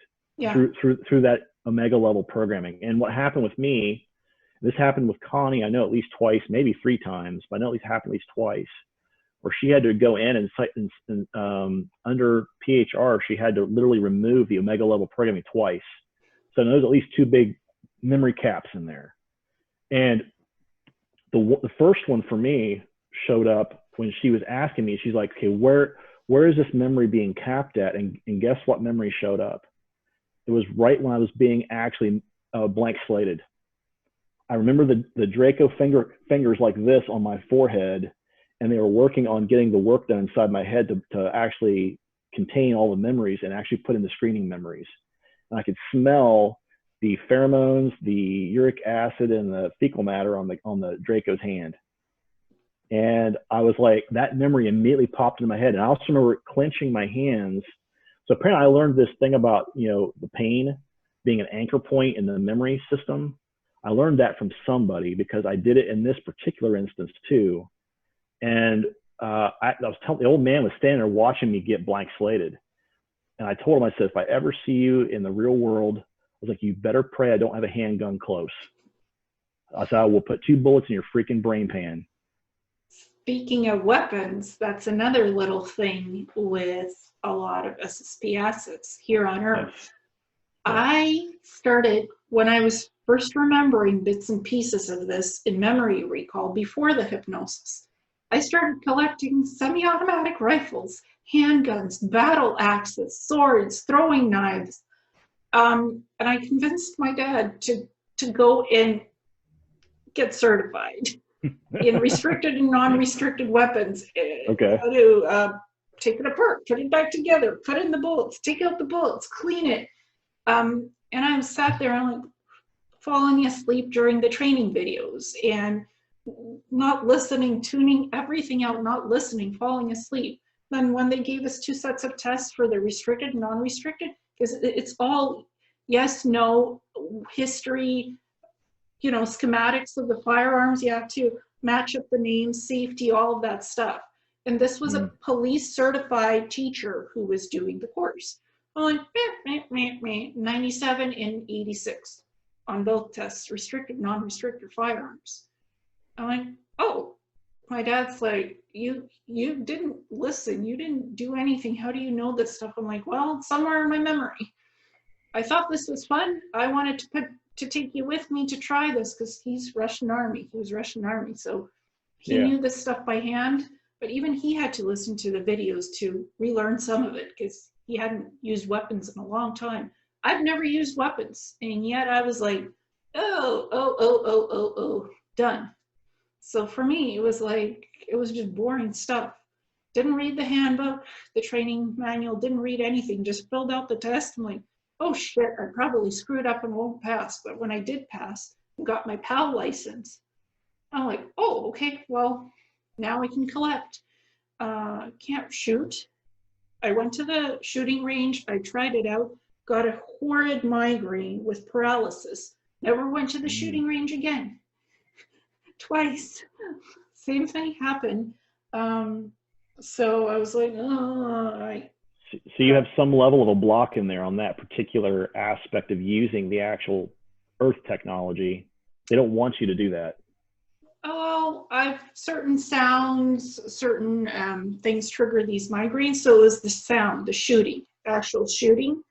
And I can't see squat well. So even wearing glasses, finding that little target, I had to have a laser. I had to get a laser sight on all of my guns just to shoot on the target, somewhere near the target.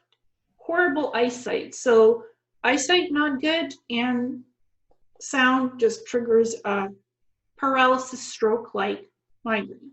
It looks like I'm having a frippin' stroke. Still like to collect. That didn't stop me from getting all sorts of semi-automatic rifles. Collected, kept, just because I can't shoot it, I still like it. So the programming of collect, if it looks similar to what I used on Mars, it's a beautiful looking firearm. It's nicely built. The sights on it, the way it shoots, the calibration, just the calibration aspect of how accurate it is. Go to the gun store. I just literally pick out something. I know nothing about it, but I know it shoots well. And then my dad's like, that's one of the best ones that you just picked up. It's one of the best ones. I'm like, okay, I'm taking it home. So just knowing what shoots well. You see, mine is completely different from that. For me, it boils down to, like, my dad, from the time I was born up until I was 26, my dad and I had a really bad history. But as I started becoming more of an adult and I started calming down about a lot of stuff, my dad realized that I was actually a really good shot. And to the point that we would go up to his friend had a firing range on his property, and his buddy would come out with all these semi-automatic weapons, and our family and him, we'd all be out there firing his weapons at a target. And one day we're out there, and my dad was cracking jokes with this guy, and he said, he goes, okay, he goes, there needs to be a competition. Because this guy he's talking shit basically at me and my dad. He's like, I can outshoot anybody out here, you know, blah, blah, blah, right? And my dad's like, okay, he goes, you and my son are gonna go. And this guy pulls out his pistol and says, so we're putting bullets on paper, correct? And the guy's like, yep. I'm like, okay, fine.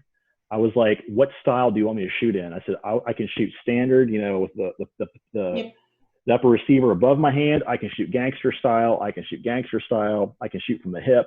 How do you want me to shoot? This guy's giving me this like look like, are you freaking crazy? I'm like, no, seriously, how do you want me to shoot the gun? And this is me just tapping directly into that memory. Yeah. And all of a sudden it's like, the guy's like, well, I want you to shoot gangster style. And I'm shooting with a 45 caliber sidearm, mind you. I started doing gangster style, putting bullets. I was actually not, my dad had to use a shotgun and blew a hole in the wood behind the target. He'd shoved a box in there. So you know how big a shotgun shell box is, right? Yeah. I blew out the entire shotgun shell box on purpose, trying to put bullets inside that box. That's a super small target at 70 feet. Yeah. And this guy was like, how the hell did you do that? I'm like, well, I said, there's a difference between shooting and being accurate and whatever it is you do. Yeah, I'm used to this. That's the standard training, right? Police, military standard. And I could only shoot a handgun. Give me the semi-automatic.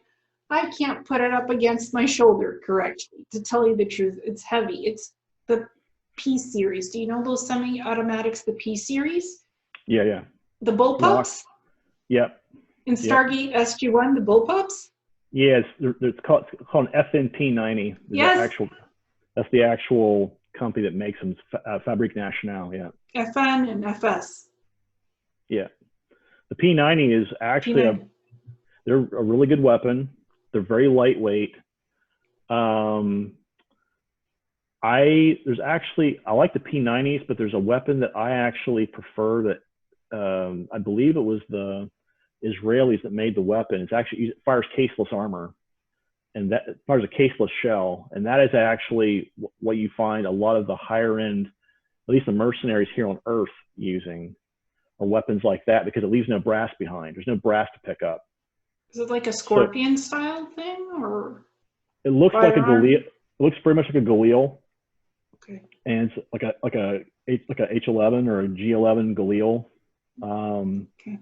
But it actually is primarily designed to not leave brass behind in a low intensity conflict situation. You don't want to tell them who is firing at you. No. So if you have no brass to police, which is what we would call that in the military, that's what that is used for. The only thing you actually see is the actual, whatever the remnants are of the propellant around the shell when it ejects out into the barrel. Mm. You'd see some of that it'd be a little bit more smoke than normal, or what we call gunpowder residue, GPR, on the hands or on the bullet or on the barrel. But still, that gun is used in situations where you have to be a little more stealthy, right? Mm-hmm. So That'd be my preferred weapon. Yeah. Although I have to say, like I said, when you start getting the program material, like if you start looking at like the XR7, which is what most people would use in Kruger and MDF primarily, that's the sidearm they use, the pistol. It's a plasma ion based weapon. It's a sidearm. I know what you're talking about. The X11 would be the equivalent of like a rifle. Now I have to say, Jason Rice's demonstration on Gaia actually shows a very good picture of this particular rifle being used when they're doing their target practicing. That particular is a very good rendition of that particular weapon. And the XR-17 was used as a sniper rifle, as a slower recycle rate on the energy system within the gun, but it got more punch long range down the range. So if you had, let's say that you were someone who was, say, hunting a target, like a high value target, like a particular leader or a particular, someone who's heavily armored, that's the type of weapon you'd probably want to use, because it would punch through most physical armor and even some energetic armor. And in the cybernetics labs, I remember the FNFS and the P90 were used, they were laser. That's the form of the semi-automatic rifle, right. But it was plasma. It was plasma based. They're, for women, they're not heavy. They're easy to just like, whoosh, whoosh, whoosh, done. Easy. Yep. They're not heavy. And they're featured in Stargate SG-1 as well. I actually saw that type of a weapon being used primarily by security forces, especially on Mars. I didn't see much of that out in fleet. The XR series was used more out in the fleet because those weapons were designed more for repetitive use, heavy use. Planet side. Yeah. Well, if you're going into hostile environments, yes. That's where you would see it. Yes. Right? Yes. Especially the sidearm and the pistols, a lot. You're using those weapons in environments that typically are very hostile to human life in most cases, or even in what you would call, you couldn't even breathe the atmosphere there. So can the weapon still function while you're in that particular environment? In some cases, the atmosphere is corrosive. You may have gases. If you were to actually fire off a normal shell in there, like a normal, like a percussive cap shell that you'd use in a standard rifle on some of these planets, you would actually cause the atmosphere to actually ignite around you. Yeah. And that would be highly bad. Yeah, so it's like plasma is the ones that are mostly used for the semi-automatics and the pistols. And the way I was given battle-ready training. I never wanted to go into battle, but when you're given battle-ready training, it was Viking style. It was Viking class. I'm not sure what that means. Never looked closely in the hypnosis. But it's training you to use these plasma rifles, and they tell us you can't see the laser beam hitting your target. It doesn't project the light. People assume when you're using plasma rifles or pistols that you actually see the laser beam. No, you don't. You do not, no. No, and that's how you hit the high value target. They don't see it coming. It's soundless, and there's no color. There's nothing. It just like, there's no evidence you were ever there, but there's a hole in somebody's forehead. Yeah, the transfer of energy happens so fast that most creatures, their eyes can't actually detect the transfer of energy from the weapon to the end target fast enough to see the actual, if you had like a super high speed photography camera set up, you might get something. Yeah. But still you're not going to get the full, you're not going to get like a line out of the weapon from end to end. You're not going to see that. And actually, it's not even how it happens. You have this little burst of energy that's transferred down the barrel that if you were to photograph it, it might look like it's maybe 3 or 4 inches long, and it impacts the target. And when it impacts the target, you see this effect occur, right? Yeah. So yeah. Had you ever trained with laser swords, stuff like that? Yes. Melee weapons, yes. When you were talking about this idea of Viking training, to me that meant one of the Delta level training programs we were in. They gave us an upgrade because there were certain missions we did we weren't even allowed to use the pulse ion weapons or the actual, we weren't even allowed to use that stuff because they didn't want to leave any marks saying that it was us being there. So in those cases, we actually used close hand-to-hand melee weapons. And the funny thing is, I actually did SCA, Society for Creative Anachronism, medieval reenactments. I've built armor. I've fought with battle axes and sword and board. I've done all that stuff in the here and now. So that's, I think, what I was channeling when it came to that training. I was channeling some of that training when I was fighting that way in that particular organization. And when you said that, essentially, when you're fighting someone with a melee weapon, you're up in their face. You're not, 100 yards away or 50 feet away or 25 feet away even. You're right up in their grill. Yeah. And you're dealing with all the repercussions of being up in their grill when you're fighting them. And there are certain, there's a higher potential in those environments for a higher number of maladies and medical outcomes that you typically would not have when you had a weapon, like a rifle or pistol being used in combat, because the other person has time to actually physically hurt you while you're hurting them. Yeah. And why would it be a laser sword, or like why laser? Not just a sword, but it's a laser sword. Well, the weapons I do remember, some of them were used because some of the material that we were hitting, while you I don't want to say this, some of the creatures would have stuff in their skin, embedded in their skin, that made them resistant to the ion weapon discharge.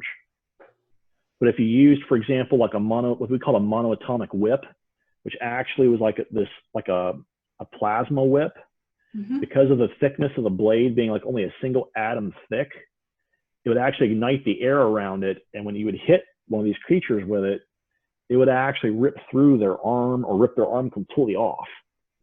It also made good for cutting through metal too. If you had a situation where, like, let's say you had certain types of metal on board ship, let's say someone secured a hatch, those bulkheads, you couldn't get through that bulkhead with an ion rifle. There's no way.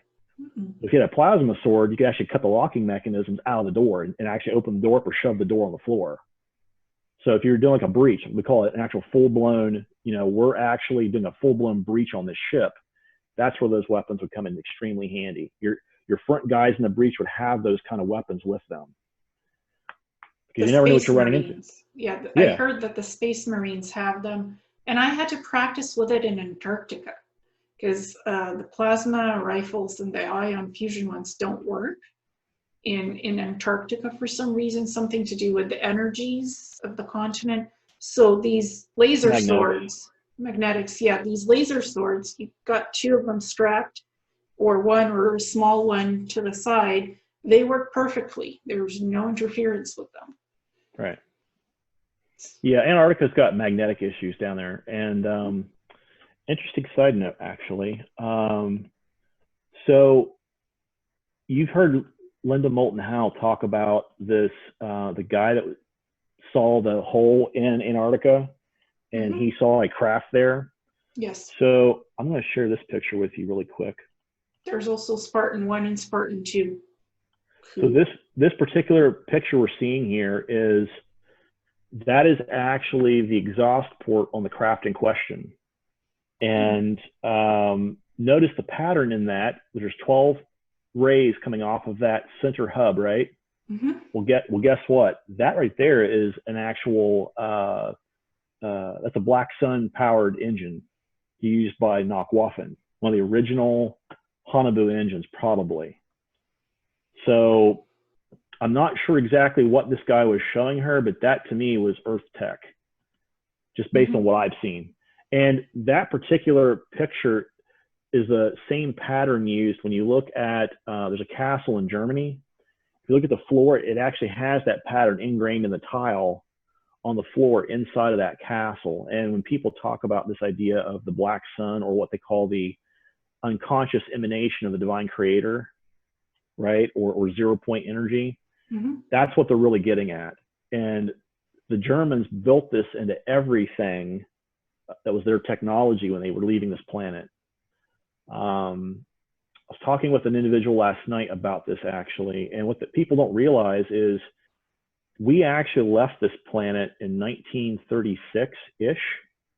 Maria Orsich and some others actually did a trip to Aldebaran and came back, and it took 1 week to do it. And when they were looking at the hull of the ship, this is why they upgraded the hull, because the original hulls were made of high carbon steel. And what happened with the Haunebu 3s, if you look at all the pictures of Haunebu 3s that have that darker metallic color to them, that's because it's almost all titanium. They changed it from high carbon steel to a mixture of tungsten and titanium because it didn't have the same issues going through space that the high carbon steel did. There's also something called diamantium. Have you ever heard of that? Or strontium? That some of these ships are built out of? Yes. The technology used for the Haunebus, they actually use the same engine in the Haunebus that you see being used in a lot of the original Solar Warden craft design engines. For example, like the Helen Equator and some of these other ships that we see talked about in different disclosure programs, right? Basically have this highly pressurized red mercury that's pressurized under 250,000 Earth pressures inside this canister. And when this pump starts, it actually starts slinging this radioactive mercury isotope around at about 80 to 90,000 RPMs. Two side effects of that. One is an electromagnetic discharge that happens through the canister, so you generate electricity. Second is the fact that it creates this anti-gravitaic effect within each of the canisters. The electrical discharge was the problem for the Germans. I've seen footage from a friend of mine who was Army CID, and he actually studied the Haunebu series craft a lot. And he actually had video footage that was actually taken from Germany about them. And what was shown was in this one piece of video footage, the craft was actually turned on and it started to take off, and it actually electrically discharged all the ammo that was sitting around on the flight line. Wow. By accident. And it injured a bunch of people who were there. The scientists were running for cover. You see the officers running for cover, people freaking out because they didn't know what happened. And what it was is it's that electrical discharge to the body of the craft. As the craft was coming off the flight line, everything around that area immediately went electrically discharged, and the static fired off the ammunition because they were using mercury fulminate primers in the weapon, in the actual shells. And did it irradiate all the crew? I don't know if it irradiated the crew, but I know that the electrical discharge definitely injured a lot of people on that flight line. So let's talk about this for a minute. When they first started the Haunebu craft and they were coming off the deck, they actually were slinging the mercury on slower, 40, 50,000 RPMs, which is why you see in some of the videos the craft kind of wobbling. Yeah, it's unsteady. And when they started speeding that revolution up, all of a sudden the craft started to level out. And that was actually a download by Maria from this creature she's talking to in Aldebaran. They said, well, you're doing it too slow. Yeah. So it's stuff like that. And the thing is, she handed the full society all of these blueprints and said, here, you know, how do we build this craft? Because we're being told we need to go talk to these people. Can you imagine in 1932 when she handed those plans over, what these guys were thinking in Germany? They're probably like, what is this woman even thinking about, right? Yeah, I mean, it's like if you don't understand ET protocols and ET contact experiences, ETs can give you whatever they want to give you, but do you understand what you're being given? That's the other issue. I often get downloads, like with the Calypso, these symbols, antenna-like symbols, they're like, oh, that's going to get your implants out. I'm like, how? What is this? Specific frequencies on each antenna array of the symbol. How do I use that? So I had to ask them questions. So I'm sure, was she just given the blueprints and couldn't ask questions, or could she ask questions? Well, based on what I've seen, I think there was a lot of questions asked during the channeling sessions. Because what happened was these scientists started building the Haunebu 1. They started building the body out, but they didn't know how to make the thing fly. So of course, the next set of channeling they did was, okay, how to make the motor work? Oh, well, you have to do these certain things. Okay, so immediately what happened? Well, Spear went out and he got a hold of some scientists. And they figured out how to create this particular effect in a motor. They put that motor inside the craft, and I have a strange feeling, and I know that a lot of people have speculated on this. Again, this is my speculation. I want to put that for the record. When people talk about the Glocka or the Bell, I think that was a leftover motor from one of the Hanabu craft. That's what I believe it probably was. And I believe that because we did not use that engine, the Germans didn't use that engine, or maybe it came off of a craft or out of a craft somewhere because of containment issues, right? Yeah. I know that we've seen craft that have broken up on impact or broken up as re-entering the Earth's orbit. So yeah, I mean, that would be an example of how that motor works, right? So once that slinging process starts, the anti-gravitic effects take effect.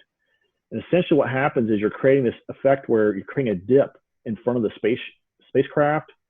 And essentially what's happening is the craft is riding this gravity wave toward the center of that dip, and the dip constantly moves in front of you, which pulls the craft right along with it. It's kind of like if you were to take a ball, stick it on top of a piece of like netting or leggings, or, you know, like your pantyhose. Yeah, yeah, yeah. If you were to constantly pull that little hole down as you move the hole, the ball would follow that hole because it's following the rim. Yeah, like that. Yeah, or move right along with the line, right? So yeah. that's how the generic engine of those things works, speaking in terms of piloting the craft. And that is the first thing I think that when Solar Warden was ran, that they had the biggest problem with, because they were having a problem understanding the engine technology back in the 50s and 60s. They're now using a lot of the plasma drives, aren't they? And EM warp drives, and I've heard gyroscope drives. The EM field drives, we actually have built those here. Yeah. NASA is actually testing them now, because they actually proved in a lab that it can in fact generate thrust without actually using a propellant, which is a huge thing. Yeah. And I think the other side effect too is the fact that we're seeing that the way we typically think physics works, right, is not the way physics actually works in real life.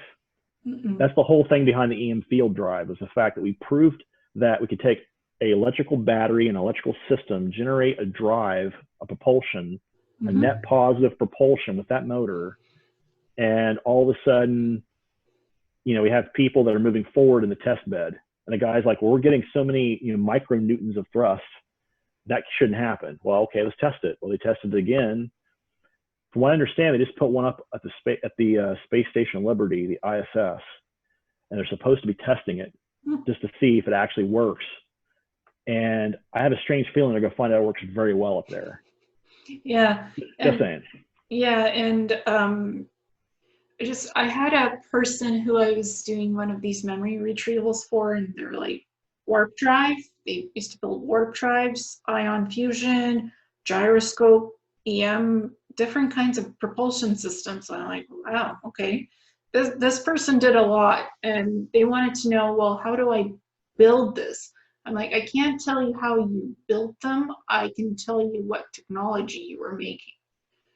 Because memory retrieval, it's like when I'm looking through your brain, there's things I can see and there's things I don't have access to, like schematics, and maybe that's on purpose. Maybe it's erased or blocked in terms of memory. The how-to schematics for how to build a ship, like from start to stern to everything, propulsion, nav, everything. This guy wanted to know everything. I'm like, I can only tell you the propulsion systems, what you were doing in robotics, spacesuits. I can tell you what kind of drive systems you were building and what kind of robotics smart suits you were building with anti-gravitational flight suits, without needing jetpacks to like fly outside of the craft. So I can give you a detailed list of what you were building, but not how you were building it. No matter how much I looked in the memory, I just couldn't access that. So I'm not an engineer. Well, I think part of that too might have been what we call containment, right? So when people talk to me about their memories, there are three things you have to consider when people are talking about their memories and what recall they've had, right? Yeah. The first one is whether or not this is a screen memory or whether this is an actual memory. So let's separate these two things out really quick.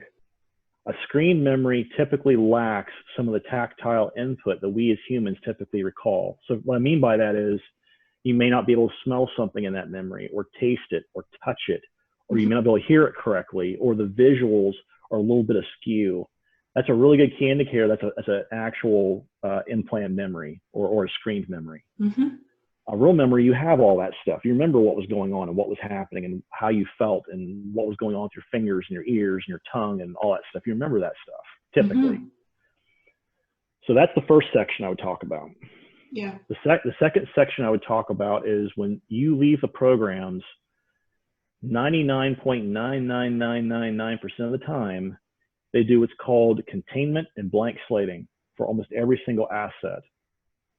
They try to put you in the state you were mentally, sort of, when they reinsert you back into your timeline to continue your own development. Yes. Because they know if they don't do that, it creates an issue with the timeline itself. Yeah. People that have been pulled out of that timeline all of a sudden create what they call karmic wake, I guess, or wake. Yeah. And they watch for that wake. So, for example, you've talked about this guy, Gonzalez, right?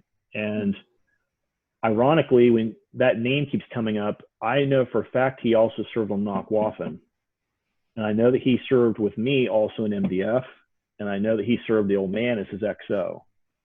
Well, it's mostly Corey that's talked about Gonzalez. I said there were some inconsistencies. Gonzalez is real. Gonzalez is real. But yes. My point is that the guy that he typically is talking about, Sigmund, meets the exact physical specifications for the guy that I'm calling the old man. Okay. And they're both part of Space Alliance. When we left Nacht Waffen and defected, basically, 20% of the fleet went to Space Alliance.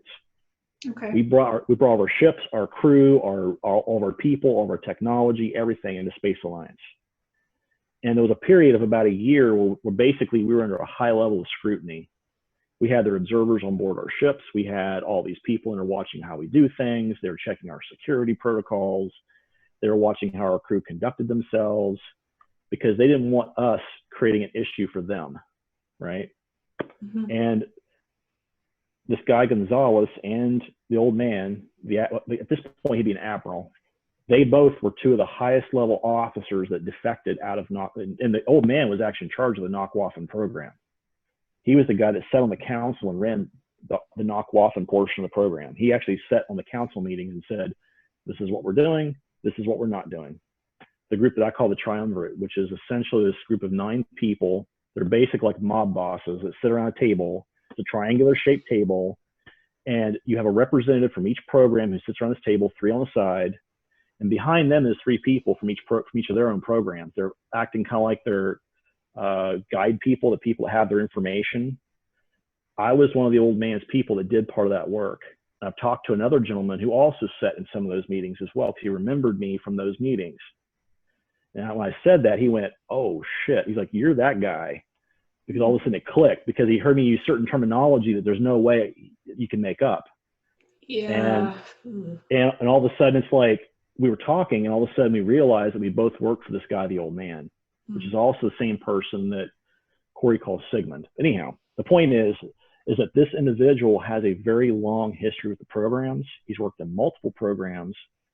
And I honestly believe that even though I wouldn't say that he's a clean guy. Please do not take my statement that way. He's not. I'm not putting him on a pedestal. He's a human. Yeah. What I would say is that even though he has flaws, I think he is trying to help out humankind at this point. The question is, with some of these people that are coming forward and trying to talk to those of us that have been in the programs and disclose certain things, again, we have to be very careful about how and when we say what we're saying. Because I get stuff from people all the time who I believe are in the programs, but I have to be very careful about when I disclose certain things because I don't want that person's name being attached to the information. That's why I use my Ultra ID when I'm talking to you, because the very first time I did a video, you and I had this discussion as well. The very first time I did a video, all of a sudden me and my wife were getting doxxed. All of a sudden I'm getting messages on my phone. I'm getting messages via Facebook. I'm getting all this stuff hitting me, basically telling me we're threatening you, we're threatening your wife, you guys are going to die, we're going to travel to where you live. They're actually sending me information about where my home was, where I worked, where my wife worked, all this crap. Big no-no. And it's like, wait a minute, isn't this like a federal felony? I mean, it is. What's up, you know? And all of a sudden it's like, that was an eye-opening experience for me. So I would recommend, if people are going to come forward, please make sure that you're protecting. If you have to use an alter ID, please do, because especially if you have, like me, you have a wife or family involved, their security is more important than you telling your story. Yeah, exactly. That's why I go under Ileana as well. And I don't have a problem if you use an alter ID. That's the safest way to come out, personally, I think, in this day and age, because the atmosphere is red hot concerning the secret space programs. It's like you have the believers, you have the disbelievers, you have people neutral, you have a lot of different people with different ideas about these things. And when you were saying mob bosses, you know, the 9, when I was helping that individual who we both know, I had to do like a negotiation with their superiors in the Nacht Waffen to help with something that was going on with that person's service. And I was told, you're the top Nafu biatch, basically. And you're welcome anytime to come back into the service because we know of you. And I'm like, I'm here on this person's behalf. I'm not here to come back. I don't want to be back in Nacht Waffen. But the fact that they said top Nafu biatch, I was surprised by that term. So when you said mob bosses, you saw my face go like, well, and usually you have 4 people that come in from every program, 1 sitting at the table, 3 sitting behind them. The 3 guys that are sitting behind that individual, their job is to run all the records, run all the data, say, you know, looking at like how much does it cost to run the program. Yeah. They're doing looking at all the big thing is usually when you have cross-program issues. For example, ICC is constantly reaching out to Earth Alliance, Space Alliance, Nacht Waffen, YNK, because some of them lose track of their bases. Yeah. And they have to figure out, well, what happened to this base? We need someone on the ground telling us what exactly happened. So they'll reach out to some of the spacefaring groups and say, we need you to, the first thing they usually do is send out a merchant marine vessel first. But if that vessel gets no response, then they would contact someone like Nacht Waffen to go reach out there and find out what the hell's going on. Mm-hmm. And usually that's a military enforcement issue at that point. Yeah, so I have no idea why that person's superiors would say, you're the top Nafu biatch and you're welcome anytime. If, you know, I was just there to clean up somebody else's stuff, not to come back, but they're like, the door is always open, come on back. I'm like, nope, don't want to come back, don't give you permission to take me back. Not here for me, I'm here for this other person to sort out their business. So, right. And you have to state, if for some reason you're pulled back into the programs, you have to state that you don't want to be there. You have to state no if you're being given an invite back in. State no, say no, I do not give you permission to put me back into service. Well, that boils down to the whole idea again of consent, right? So yes. When I was telling my story, I think that's why that question was asked of me 3 separate times, because they wanted to verify that I'd given consent. Mm-hmm. But the problem is with most people, when they start out in the programs, they don't realize what they're really signing up for, whether they give consent or not. Mm-hmm. So, and this gets back to this whole idea, and this is why, again, I have some problems with the whole slavery side of this discussion, because kids in and of themselves cannot give consent either legally or otherwise on any country I know of here on Earth. So how is it okay to put them through a slavery process where they supposedly give consent, right? This is where I have my issue, because that to me sounds like legalese double talk to me. Yeah. And that was one of the primary motivators for that defection when we split off of Nacht Waffen. And I believe almost all the captains who were involved all have this exact same motivation, because the old man chose them for that reason. He put them on those ships for that reason, because he knew when he pulled them that they had the exact same motivation about being against the whole slavery issue, and 2, trying to get out from underneath the thumb of the Draco. Mm-hmm. And those are the 2 big motivators. And the people that wanted to stay could stay, but he chose not to. Mm-hmm. And this whole thing, whether military or non-military, put into the programs. You were military, I'm not military. So how does that work? How can people who are not military end up in these programs anyway? Because they look at these pre-designators we talked about earlier, right? Mm-hmm. So again, is someone intuitive empathic? 2, do they have the genetic bloodline? 3, do they have aptitudes and certain skill sets required by the programs? And primarily the last one, again, is that whole idea of looking at someone through their timeline. Does this person actually, are they going to create an issue if we bring them out of their timeline for a split second, put them in this program, regress them, and send them back to that exact minute in time? Is there going to be an issue or not? With some people, there may not be. With some people, there could be a huge issue, because like in my case, when I came back, I actually got on the aircraft, and the walk from the building when I was regressed and put back on Earth, back to the aircraft, and when I sat down and my legs started shaking, that was the first time I ever did that leg shake. And that was a sign of PTSD. That was the physical trigger telling me that something was going on. And this is what I'm talking about. Some folks may not show any signs at all, because the memory is so far buried in their subconscious that it's not even something relevant within a normal thought process, right? And again, for most people who've been in the programs, that's the way it typically shows up. They don't actually talk about what they did because they don't recall it. The containment's actually holding, in other words. Now with me, the containment failed to a certain degree, because I, again, was using physical anchor points in my memory to pull that stuff back up and bypass the containment. For me, it created PTSD, and also caused me to be an alcoholic. And that's when I went and got help from Connie, because I knew that I was not doing well and I needed help with getting out of that stuff. Yeah. She helped me get off the alcohol. She helped me process and deal with all of the stuff that I was going through. And after 1.5 years of that counseling, not only did I feel better, but I think I also had a better guideline in terms of who I was as a person. And again, some of it took me a while to process. I think that's true for anybody. I mean, I know folks who I've talked to in the different Facebook chat groups, and for a long time, they don't know exactly why or how they went through the program, but they know they have certain memories and they're not sure why they have those memories. Yeah. For me, the first thing that showed up was collecting the firearms, the swords, the battle axes, and my cat sharpening her teeth on all the swords. I had to break in as well, had to put that all away under lock, stock, and key, which was good. It taught me a lesson. Don't have all that stuff on display because it's not good. Right. It could be stolen, it could hurt the cat, it could hurt too much metal, it's just bad energy vibrationally too. So I learned a lot of things.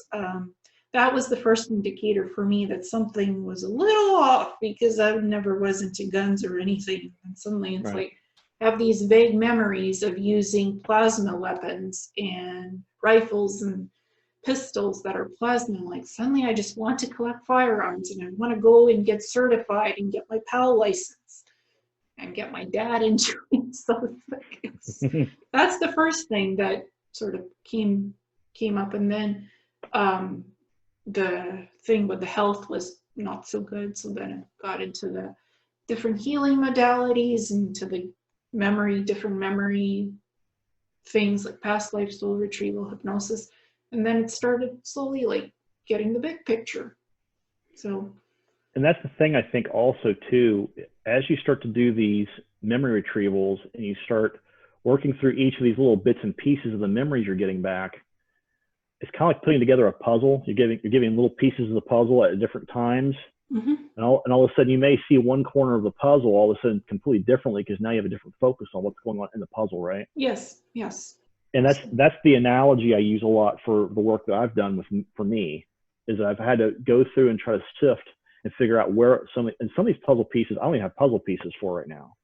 I can tell you that. I have no idea, but I can tell you what I do remember. And most of those pieces I remember pretty clearly, at least at this point. So Yeah, same for me. I'd say about 80% memory back about that time. But when I do memory retrieval or hypnosis for people, if I do the memory retrieval, I say I can get certain amounts of things back for you because I'm in your brain, but I can't give you everything. Like, I'm not an electrical engineer. I don't know how to build ships, but I could tell from that person's memory that they were building great ships and the propulsion systems that they were using because I could see him doing them, making them, but I can't get his schematics out of his brain. I think that's the containment. It's locked, stock and barrel, locked in there, and even I can't open that memory vault. Right. And I think I understand because it would ruin the economy. If you suddenly get that information out of somebody's brain and start building these ships in the here and the now, it's going to destabilize the economy. Like, our air propulsion is not the same as what this guy was building because he was building advanced things to travel out in space successfully. 7 different propulsion drives, 7 different systems. Imagine if you were to take the weaponry and the armor that we used out in the programs, and all of a sudden you started building it here on Earth and arming your people with it. Mm-hmm. There are militaries here in this world, in the here and now, that would look at that as a massive threat. Yes. And think about this, right? So the SCA that I was a part of, we did medieval reenactments. They are the 7th most watched organization by the FBI and other Interpol groups around the world because they have the largest freestanding army of any organization in the world. Yeah. 150,000 people fight in that organization. Yeah. And this guy was building robotics, smart suits, anti-grav, gravitational propulsion to fly without rocket boosters. Just the electromagnetic field around these spacesuits. Again, the robotics is amazing. I don't have the schematics to pull for him for how to build that. I know he did it. I know what he built, what exactly he built, but not the how of the schematics. So I told him I can't pull any of that because if I did, they'd go after me and him. So let's talk about this for a second, right? So I mentioned earlier that when Connie did my regressions, there were 2 instances where the Omega level programming kicked in. So what does that look like, right? For me, what Connie told me was, and she even put this in the notes, she said that my voice changed. I went to some other voice. It was speaking in a very deep tenor voice, like almost a baritone type voice. And I basically said that this asset will self-terminate within 24 hours as containment has been violated. And that freaked her out. And at that point, she was trying to bring me out of the PHR session. And as she was doing that, she was also telling me to remember what had happened. I didn't remember the Omega level programming kicking in. So she immediately put me back under, and she's like, we're removing that programming really quickly. Yeah. We've got to do that. And that took a while. It took about an hour for her to do that because she had to go in and say, okay, where is this attached to? Who put it in there? Why did they put it in there? And what is it? And the other thing she had to do too was she figured out that was attached to very specific screen memories. Yeah. So when people talk about having this recurrent dream or a recurrent screen memory that keeps showing up, that could be potentially the Omega level programming flagging the subconscious saying, I'm not ready to release this yet, or if you do, make sure that you remove me in the process. Yeah, because I felt like there was booby traps. So I didn't touch the containment field of this. I know the schematics are there somewhere in this person's brain, but I'm not touching it. That's not for me to muck around in because I'll be in trouble. He'll get in trouble if we do get the schematics out of his brain. I understand that's the Omega programming, and I'm sure maybe I could get it out for him, but then there'd be like here and the now real world repercussions for that. Because if he builds the stuff that's 100 years more advanced right now on Earth, he's going to have a lot of different letter agencies showing up to his house and my house. Those would be the repercussions, and we'd be gone. We'd be taken. Because I got stuff that I was supposed to have. You'd be disappeared. Yes, disappeared, exactly. That's something that if you get, I call this, if you get actionable information out of your hypnosis and out of your brain to use to build something that can get you off planet, you're never going to be seen again on Earth, because they'll come and pick you up. The technology, what you built, the schematics, doesn't matter how you got it, you'll be gone. You'll be disappeared. So for him, I could not pull that because it would be a security breach, a total security breach. And even though he asked for the information, it would not be ethical for me to do that, because he would be harmed and I would be harmed based on what happens now to people who build things that are advanced. They disappear in the tech spheres. So I don't want to be the cause of that for him or myself. So that's why I'm like, okay, well, I can tell you exactly the 7 propulsion systems that you built, and here are the images of what you build. Here's the robotics of the smart suits that you build. Images of what you built and a description and name. That's all I can give you. And he can figure out, he's a smart person, this person, perhaps they could figure out how to build that with their brain, because they have knowledge and resources as well. So I'll leave that to him, her, whatever to do. And I told them, this is what I can pull for you. If you want that info, it goes in your report. If you don't, we could just stop this whole process. They said, no, just pull whatever you can, what's safe to do, and we're good. So the ethics of hypnosis, memory retrieval, if a person is asking for more than you can deliver, ethically, I think I'm responsible to say, this is what I can actually do for you, and this is what I can't do. Do you want to proceed, or how do you want to handle this? Those are some of the other aspects of all of this stuff. Well, and I think anyone who is working as a practitioner or as a counselor, therapist, anybody who does that kind of work, part of what we do is we're not trying to create any more harm for the person involved, right? We're not trying to harm them in any way when we do the work. No. And that's the problem that I do have with certain requests that I've seen and certain people who say they can do these things. I have to give that kind of a questioning eye anyhow, because like you, I know there are repercussions for certain people and certain things coming forward if it were to come out the way it's being discussed. Mm-hmm. And there were certain discussions going on that I know I've walked away from, because I was like, I don't want to be a part of that, because I know in the here and now, I know what the repercussions of that would be, especially with my background. If there was somebody here on planet who had a copy of my records from up there, they would look at my records and go, well, we know this guy's infamous, and we know that he has all this training. If this training gets activated in the middle of a discussion and he sees one of us and all of a sudden this gets triggered and activated, what are we dealing with? Yeah. You take someone like me who's basically trained to be I'll just say this, my Delta level programming works very well. So, I had no problem in the programs. If I needed to exterminate something, I had no problem doing that. But also partly for me too, I think the question that comes up with, I think, in the idea of release, right? So we're talking this idea of release, right? Mm-hmm. Release of information, release of technology, release of disclosure, right? Yeah. I think that's part of also, this is something I did agree with Richard Dolan.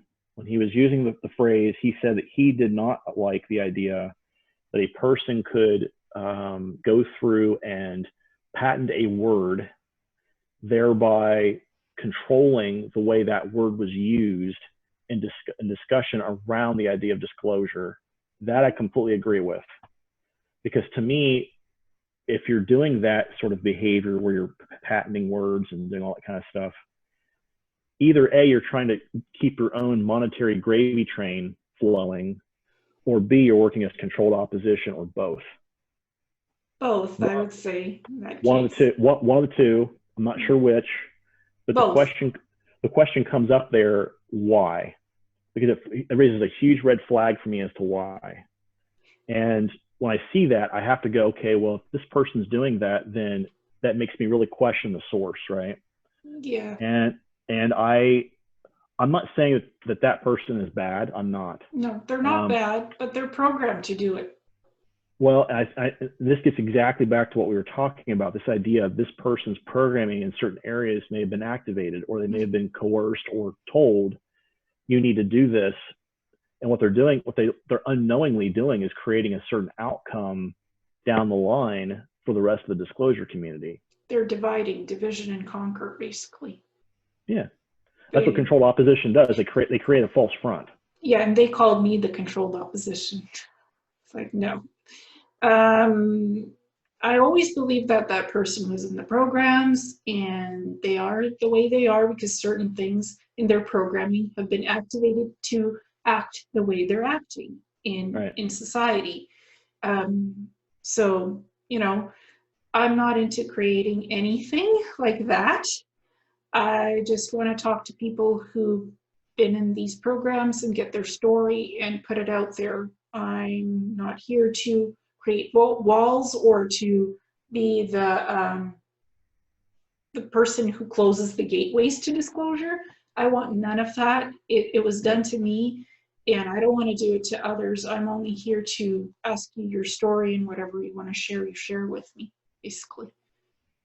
Yeah, so I mean, that's another aspect of this I think that people have to get kind of buttoned down, is that really, when you listen to someone who's talking about their experiences, understand they're talking about their experiences through their filters, their mental filters, right? That means that there's going to be, there's always going to be issues around how they describe what they went through because they're processing it through the way their brain processes information. Yeah. That raises certain flags, right? So if you're someone like me who was trained to report facts as a PI, you'll probably notice when I talk to you, that's the way I'm reporting the information to you, is what I knew factually from the way I was told in the PHR session or the research that I've done later on to figure out what the correlation is between what was in my memories and what was actually real, right? Yeah. That to me is a fact-based research type, right? I think that type of research should be given some level of validation, although certain people don't want to do that. Yeah. So secondly, and more importantly, I think the other thing that comes up with this is I think sometimes we have to separate out the people who are what I would call experiencers, the people who've been through the programs, and put them into one bucket. And then you have other people who want to be around the experiencers who are in another bucket. And that's the bigger problem with some of the groups on Facebook. We don't know sometimes who exactly we're dealing with and what we're dealing with in terms of that. And a lot of times we're seeing this triggered behavior because of the filters people have in place. Yeah.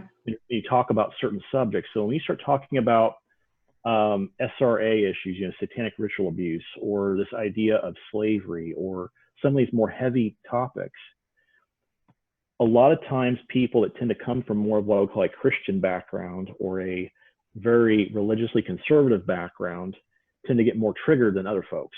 Yeah, that's true. Because you're using certain verbiage and certain terminology that immediately triggers them and immediately creates that outcome. That's why I don't use those terminologies most often. And I really try to, before I do a session for anybody or work with anybody, I try to get their story. Like, what exactly do you want out of your session? What are you trying to achieve? What are you trying to just, work through the trauma, just get to the memories? Like, what's your outcome, your goal for this? So like in my case, when I talk to people like you, my main thing is to raise awareness. I don't think, here's actually my main goal. I'll restate this a little bit. I know there are people, experiencers like me and like you, who've been in the programs, and if I use a certain word, I may help them get recall. Because it immediately keys up certain memories, and it gives them confirmation that what they're going through may in fact be real. And that they have someone else out there who, like them, has been through similar memories, similar situations, and it gives them a certain level of confidence that they can talk about it now, and it's okay to talk about it. Yeah. And what do you get from me when you see me and you've heard me talk, and like what impressions do you get off of me? I would say the first thing that I got was that, well, okay, again, this is me stepping into my PI hat, right? Mm-hmm. So the first thing I typically watch is body language. There are certain body language indicators for me that would tell me that someone is either false or not telling the truth.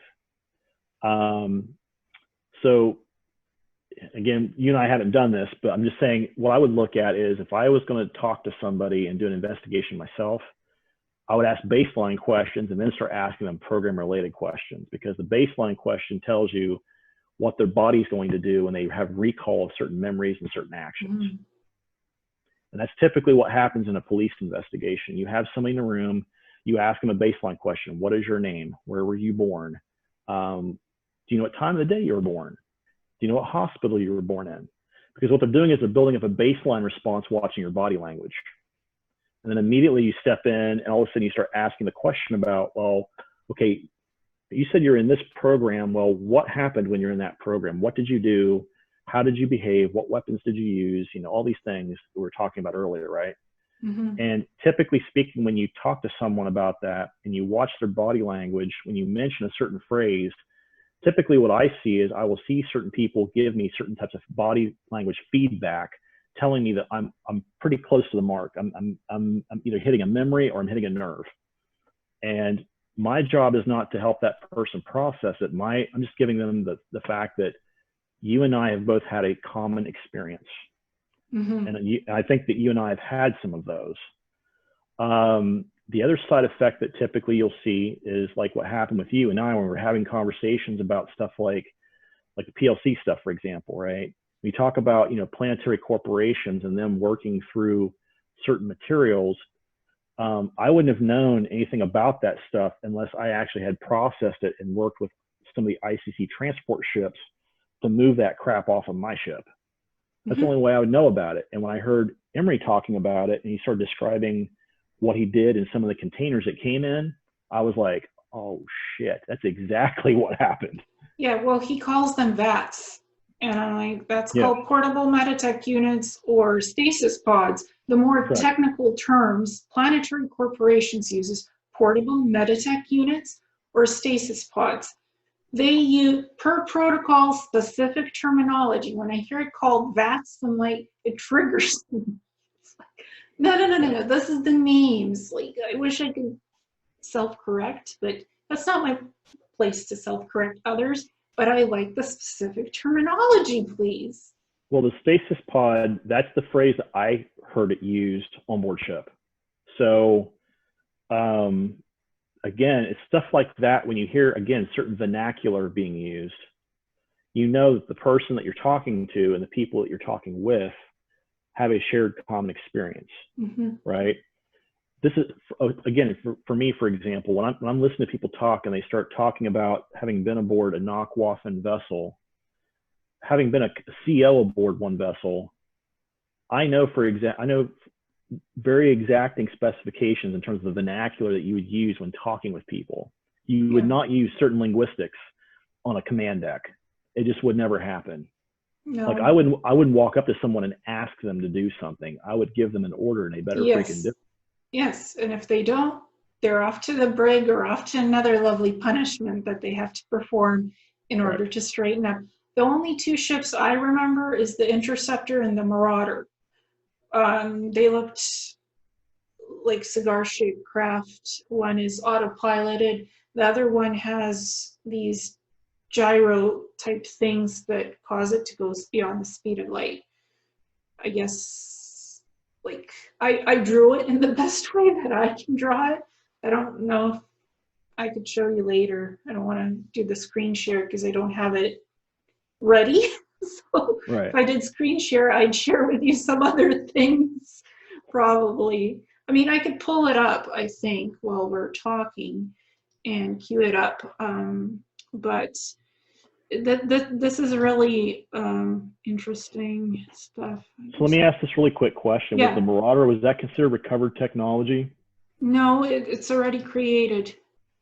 But I mean, did they get the original tech from another crash ship somewhere and rebuild it, redesigned it, reverse engineered it? No, they built it themselves. Oh, brother. Because the design actually sounds like another species that I know that we've ran into. That's why I asked that question. It doesn't, it sounds like they already had it built. I don't think it's, okay, it's Trident class frigates. So this is the interceptor. Let me pull up both of them. Frigate Planetary Corp. Cigar shaped, what did I pull up? The ship with cigar? Okay. So let me, I can now share it with you because I've queued it up. So this is the Trident class one, the Marauder. Can you see it? Yeah, I can see that. That's the Marauder. So that's the autopiloted one, and it looks like an old style submarine. So that's one of the ships that I was on, and that's Planetary Corporations. I think that's one of the earlier test ships that they were doing. Right. Have you seen something like that? Yeah, it's a transport vessel. Yeah, so that's that one. And I'll share the other one with you in a sec. That style of ship would be considered merchant marine. That's the term they would use in the ICC. Okay. And this is the second one with the weird propulsion systems. Now that to me looks a lot like the vessel at the Helenquator with the two gravity dip drives. Yes, the gravity drives inside. I'm not a graphics designer, so I did this in Word. This is in Word. That to me looks like a gravity dip drive solution. Okay. It just gives you the general idea what the heck I was on. That was called the Interceptor, and the other one was the Marauder. And so that's kind of like, so you say this one is more for what? Both of those ships would have been considered ICC merchant marine class vessels. Typically, they do like large transport. Like, let's say that you're moving something, like a large amount of something from planet A to planet B, or from colony A to colony B. Mm-hmm. You'd use a ship like that to do it. Okay. So I'm going to show you, for those people who are watching who would like to see you're going to find this hilarious. For those people who would like to see what an actual Nacht Waffen vessel looks like, that's what it looks like. Yeah, pretty much so. Yeah. So that's essentially the way the vessel looked, and this would be the scale. If you're looking at the main craft in the background, that would be the size, relatively speaking, of the Patent. The smaller craft would be relatively the size of the Franklin that I was a CO of. Can I show you one too, Nacht Waffen, that I drew? Sure. I just have to close these two off and pull the other one since it's in the queue.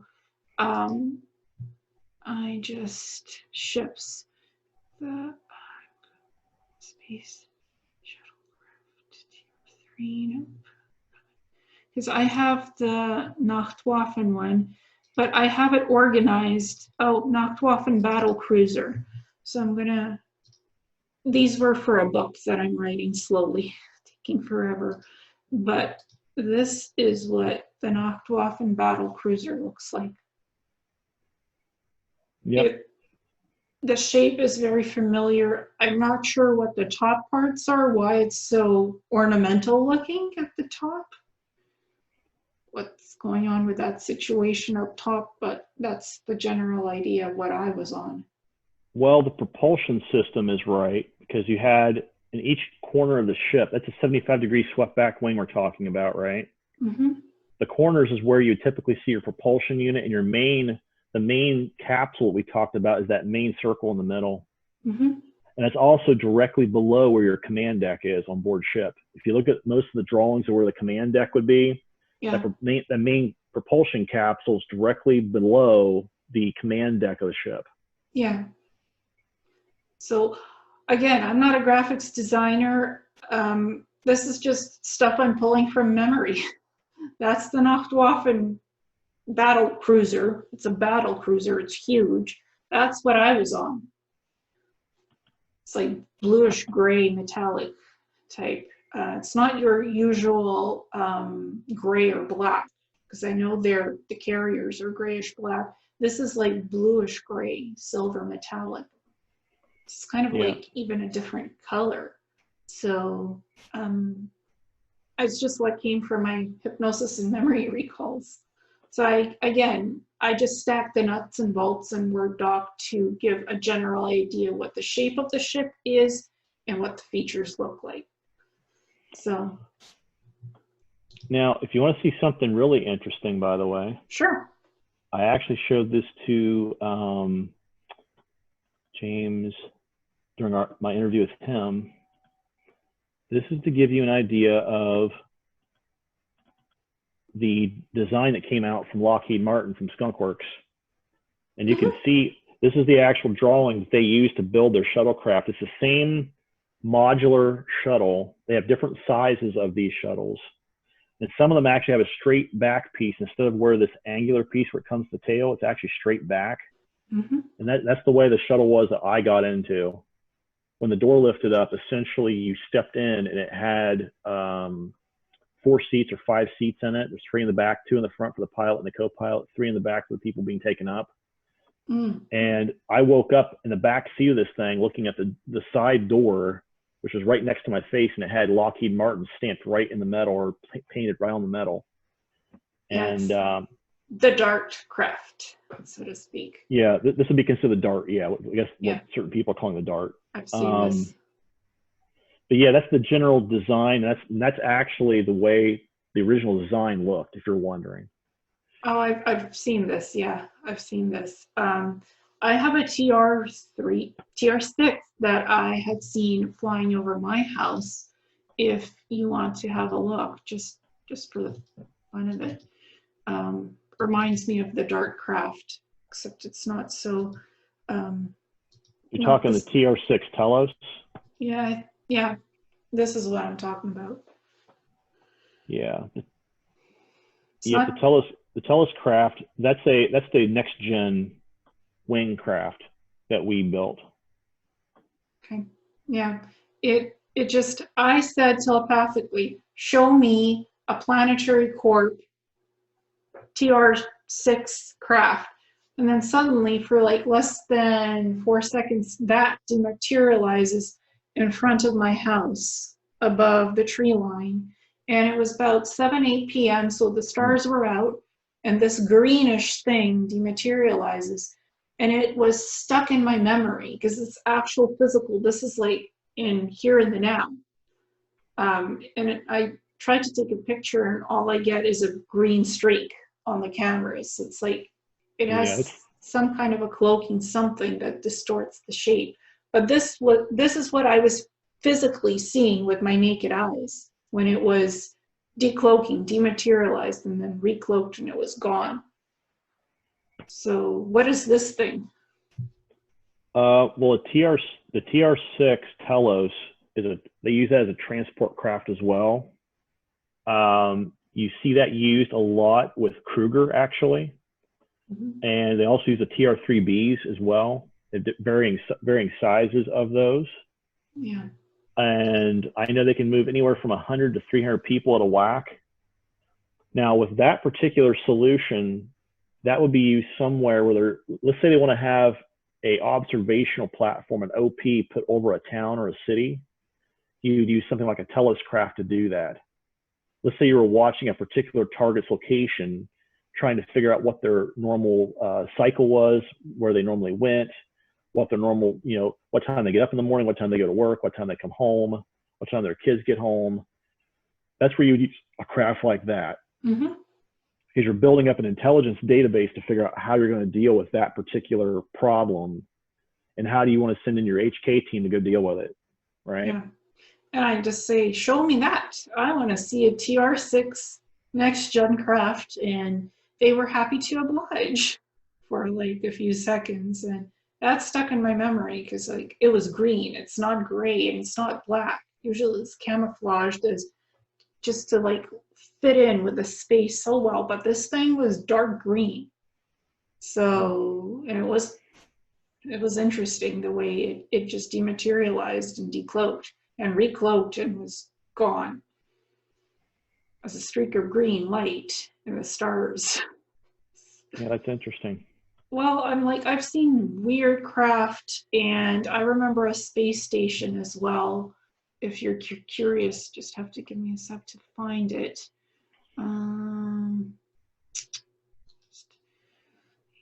I have so many different weird things. I'd have to pull off Gyrus shuttlecraft with crystal. There's so much. Maybe I'd have to. Okay, orbital space station. Here we go. I'll show you. Again, I'm not a very good graphics artist. I'm just doing the best I can with what I have. Have you ever seen one of these things?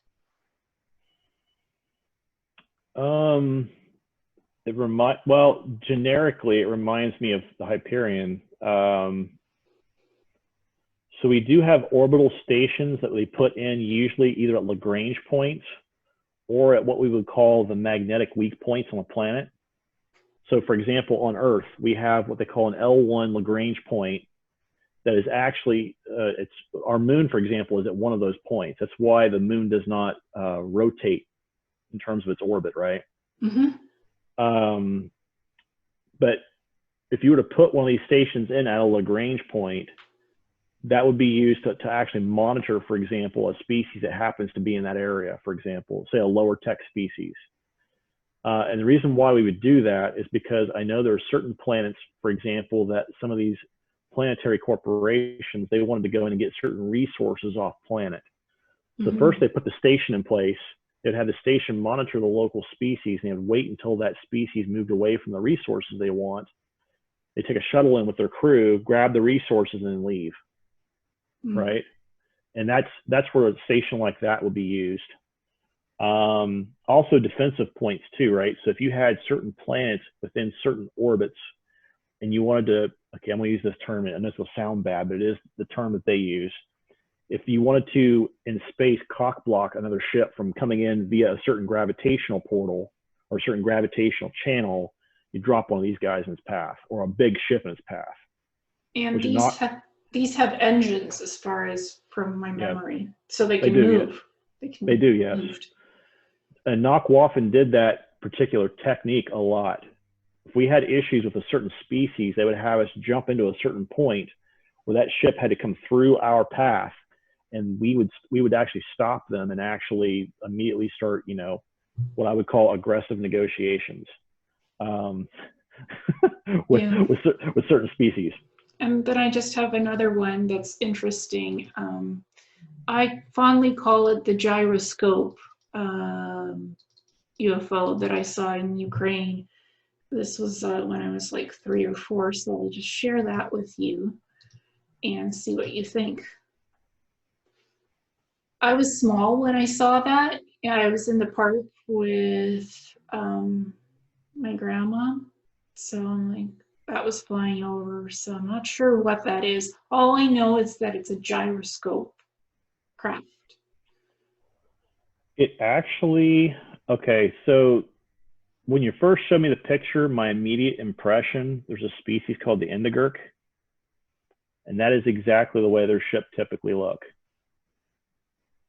And they do come here to Earth occasionally. They're not really pleasant. They actually interact with the Zeta Reticulans a lot.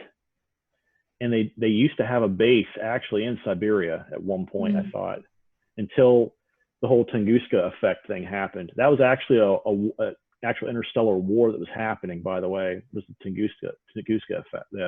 They say the asteroid hit in the Tunguska region of Russia, right?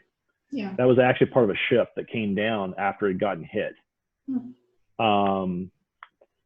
So yeah. And if you want to see information, if people are watching this, and you guys want to see information that kind of relates to this, look up the Alien Record Book, the ARB. They talk about how the Russians and their SMERSH program actually went back and actually figured that information out, because they intercepted one of the Indigirk craft and questioned the creature in there and said, you know, what happened? And he's like, well, this is what happened. Yeah, So, and I got that they had gyroscope drives, and for some reason the memory that came back was Werner von Braun, and that he was working on gyroscope drives for different experimental crafts and space stations. So the term that Victor Schomburg would use would be called the repulsing engines. The same thing. Okay, yeah, just my memories, gyroscope drives. I'm like, that's interesting. So I could just do the basics of what these things look like to me in Word document, because you can do different shapes and colors and graphics and put different pictures in behind for landscape or water, whatever. So I'm just like, that's what I could pull from my memories, and that's how I could visually show you. That's interesting. Yeah. Have you ever seen the crystalline drive ships? Yes, I've been aboard one of those craft at one point. We did. Okay, so let's talk about this for a minute, really quick, right? Every program has their own ambassadors, right? Yeah. And they even have an ambassador corps that works through the actual the ICC, the triumvirate group. They have their own ambassadors as well that actually come out to the ships when they're dealing with what we call first contact, or they're trying to arrange contact in a certain way. And in this particular instance, that's exactly what happened. Was we had a species who I had never interfaced with before, and my crew had never interfaced with before, and this ambassador had. He came out and he wanted to directly interface with this species. And what they did was we went aboard the craft, and yeah, it's an interesting drawing. So I know that with that particular drive system, by the way, that is what we would actually call here on Earth in sci-fi, we would use the term jump drive. That's more what that drive was like. So essentially you take a piece of paper and fold that piece of paper and drill a pencil through it. That's exactly what that craft did to the time-space fabric. Yeah, it had like 2 sets of crystals on one side and 2 sets on the other for the nacelle drives. They call them the nacelle drives, but instead of a nacelle, they use the crystals. Yeah. And that's what they call the nacelle drive. Yeah, and they have 2 different variants of that too. One does the same effect as an EM drive, where it provides local propulsion, and the other creates the folded space drive effect. You'll also find this particular drive type is also used by groups like the Lyrans and the Palladians. This is... When they talk about their light ships, right? The light ships, this is exactly the type of technology you would see in their light ships. Yeah, and this is a memory that I have from seeing this in a database on Planetary Corporations and learning about these light ships from the database. So, and they had images of what it looked like, and I'm like, well, that's how I remember it, so that's how I drew it. Right. Basically, again, I can just do basic shapes, but I think people understand what this is. It looks like a ship, and it's from my own memory. Like, nobody drew this for me, I did it. So, because it's for a book, my own book, so it's self-generated. Right. I don't know how other professional graphics designers would draw this, based if I gave this to somebody, how they would draw that. The way I've seen people do that stuff is typically you give them a generic shape first, and then they would go and 3D model it. For example, there's different pieces of software that can do that, where you 3D model the actual image. And then once you got 3D modeled, then you start getting into the whole, how do you want to color it? How do you want to texture it? How do you want to create the lighting effects on it to represent what you saw in the environment when you saw it? Yeah. Right? Once those things are done, then you do what's called the presentation, which means you put it on a backdrop picture or in an environment picture to give an idea of how it would look, right? Yeah. Like, I'd say this is the core schematic of what these things look like, the best that I could draw them with my limited shape ability to form just a basic sculpture of what this thing is and what it does. the term that I would use when I used to draft, we would call the end product, after all that had been done, we would call that making the composite picture of the environment plus the ship, right? Mm-hmm. That would be the end result when you want to show your client how their house is going to look, right? Or the building is going to look, or whatever. That would be the composite view you're generating. Yeah, so I'm like, this is what I have for my book, and I think it works fine for me, for what I drew, because that's what I have in my resources available to me to work with. But it just gives a person a general idea of what I was dealing with and seeing and experiencing from hypnosis and memory recall. Yep. Genuinely, that's the best I can do to describe to you what I've seen, like visually. This gets right back to the filters we talked about, right? Yeah. So this whole thing with filtering, right? Mm-hmm. So you and I, we were talking about this idea of what happens when people are doing their recall. That part of that recall process is, for example, in your case and my case, we're pulling memories through those filters into our conscious mind, so we know what it is we're actually trying to quote unquote remember, right? Yeah. Yeah. And like seeing this from memory and from hypnosis, like you have the written notes or the audio video. It's purple, it's circular, it has this, it has that. But where's the image of the here and now? What are you representing? So for me, that's kind of like, that's why I did these images, because for the book, again, this perfectionist protocol issue that I have, the write-up is great for the book, but I have to have some image representing what the heck I'm discussing for my book. Yeah. So the protocol is write-up and image. All the presentations are all the same as well. Write-up of hypnosis notes, an image of what the heck that thing looked like. Finding likeness images of this. I'm not doing this for profit. It's just presentations that I'm putting up on YouTube or my own website. So it's not for profit. That's why I could show images like you were showing from the internet. It's not for making money. That's right. And I have to say that for the record, by the way, I'm in no way generating any sort of revenue or money from what I do, but I'm trying to get information out there. So if other people want confirmation of what they've been through is real, that they have that information, they can listen to this and go, oh yeah, that's exactly what I was going through in that situation, right? Yeah. Yeah. I honestly don't have the funds to 3D model those ships, what I just showed you in nice graphics software. That's the best that I can do, and I'm happy with that. If somebody doesn't like what I have, that's okay. At least I can give you a basic idea of what the thing was. Right. So that's the purpose. So I appreciate your time.